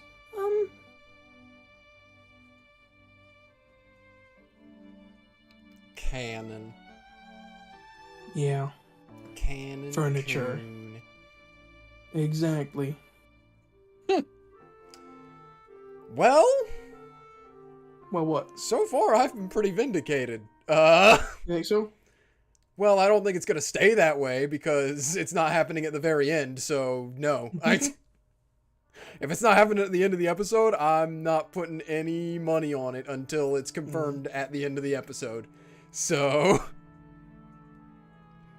Well, but also I'm sure there's much more to it with the I am one but many bit. It might be a thing of being like Shannon is part of Beatrice, perhaps, but not necessarily the whole of Beatrice. Who knows? We're gonna find out eventually, I suppose. oh, I am one yet many, brother. I don't know. I feel like that's a good enough place to stop for now. Probably. Yeah, we've been going for a bit. Mm-hmm. They're putting it Yeah. up, though. Look at that. There's nothing there. They're getting... Nope. That would be a really funny thumbnail. Just that this? graphic right there. Because every person that knows Umineko would be like, it's missing. It's gone. Well. Dang. Well, now I'm just Yeah. melancholic, bro. I think we have very few chapters left. I don't know how many we have left. We have very few left of episode 7. Ah, well. We I think still have it's a tea party. 3? Yes. And a question mark party. Yeah. And then episode 8. Yeah. It's crazy. This is what I meant when it said that it gives you all the answers. You got your theory before, you got it in, but like, it's Bro, giving you everything. the nature of Umineko is making me like think though that I'm not right at all. Like, I'm sitting It's over being here like, cryptic. okay, when's it gonna come? When's it gonna punch me in the face with something that's gonna like change everything? It is going to do that, but not in the way you're thinking. Okay. I mean, there are still certain things that have been kind of unanswered. Because, like, okay, it does seem that we're going on the track of, you know, Shannon is Beatrice, quote unquote, obviously. She loved Battler, gave her love for Battler to Beatrice. If you want to argue magic doesn't exist, this is like a, you know, she locked it away inside her brain type thing where it's like she has a side of herself that is Beatrice. But, like, we still don't know what the whole deal with the child is. Is Shannon the child? Is that what's being implied here? Is Shannon Kenzo's Kuwadorian Beatrice baby? Or is that something completely different? We still don't know what the deal is with Battler's other parent, his upbringing, if that's going to be important at all. That still has not been solved, and that's been a thing since, like, what? Episode 3? Episode Or 1 is 4. when it was first mentioned. That Well, yeah, that's Rudolph when it was said, first "I have mentioned, something to but tell you." the thing where it like got confirmed, where it was like, yeah, Asumo's not your mom, dingus. You're not. That was episode 4. Was it 4? Okay. Yeah. Um, It was brought up again in 5 as well. Yeah, so that still hasn't come about, and that's been a thing since Questions arcs. Then there's the question of the Rokkenjima explosion incident. Yeah. What exploded and why? And if there's- it... Oh, go ahead. I was gonna say there's also a handful of howdunnits remaining, Mm-hmm. Yep. such as Um, Beatrice being like, "I'm gonna kill you, and I'm not here. You're the Mhm. only one here." And even the why done it is still kind of vague, even if we are going down a path of Shannon is Beatrice right now. Yeah. Because, like, yeah, I mean, because even I had trouble with that, right? When I first explained all of this at the beginning of the episode, I was like, maybe she's like, I don't know, there's some whole thing where, I mean, I guess they kind of gave me a bone there at the end where she was like, I'll give your love back to you, right? So maybe Battler comes back, Shannon gets her love back, unlocks that part of her head, so to speak, and is like, oh yeah, oh, I'm engaged to George, shit, I'm...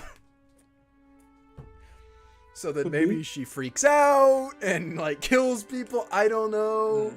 That's still like, yeah, it's kind of hard to explain. At least a satisfactory one, like Battler said, like young Battler said. Explain a satisfactory one that doesn't just seem like me grasping at straws, right?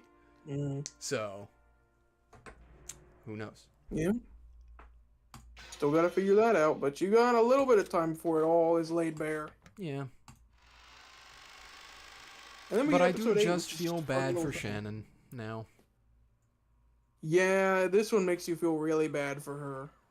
You know what's really funny too is What? at the beginning of this stream I was gonna talk about, but we were just kind of getting into it, so I didn't. But I was gonna mention, I was like, you know, before everything's said and done, I just want to say Shannon has really grown on me as a character, and I like her a lot, and I think she's like in my top 3 for characters in Umineko. Yeah. And then today they just hit us with boatload of Shannon lore, and I was like, oh. The whole time I just felt sad. Yeah. She waited. She She did. waited for as long as she could bear. She did. And he never came back on a white horse. Not on a white horse. You should count the boat as a horse. Or his suit. Or his suit.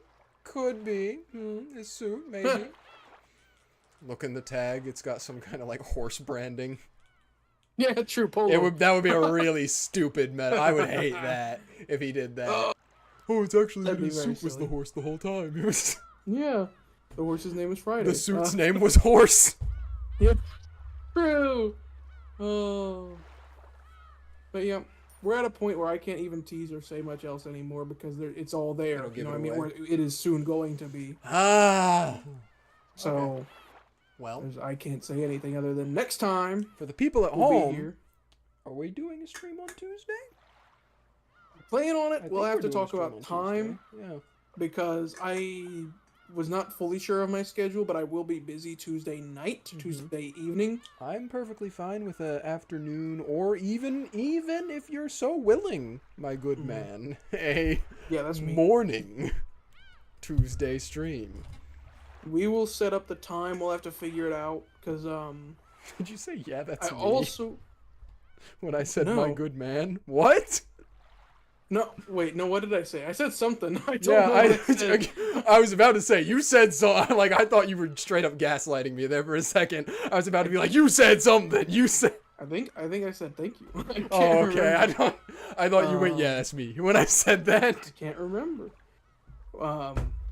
We'll have to figure it out because the other thing is I want to be careful because I have to be done streaming by 6 p.m. our time on Tuesday. Mm-hmm. Have to be done. It will, Preferably, in I'd like fact, to be all New done Year's before Eve on then. Tuesday, so.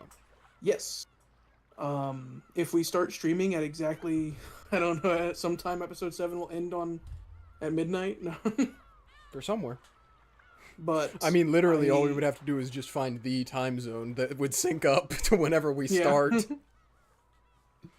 But I don't. I don't want us to have to end because I have to go at a point that's climactic, because we're getting close to the end of the episode, and you know how they go. Well, I mean, if we want to, what we could do is we could just... Do you think we would be able to get done with episode 7, not the tea party and question marks, in a reasonable amount of time? Maybe. That's why I gotta double check and make sure. Okay. If you're feeling... just check and then get back with me. But if you're feeling comfortable with that, that's what we could just shoot for, and then just we cut it off there just to be sure, and we can leave question marks and tea party for the next. Yeah. Okay. But either way, though, it does sound like you at home, be prepared. We will be back Tuesday to stream for an indeterminate amount of time at an indeterminate time. Because we just have time to now, so we're like, why not? Let's do a little. Yeah, let's we're give you a on little bit more holiday. Umin and a little bit more Nekken. Yeah. Wait. Well, maybe not you, but some of the Umineko characters, like. Okay.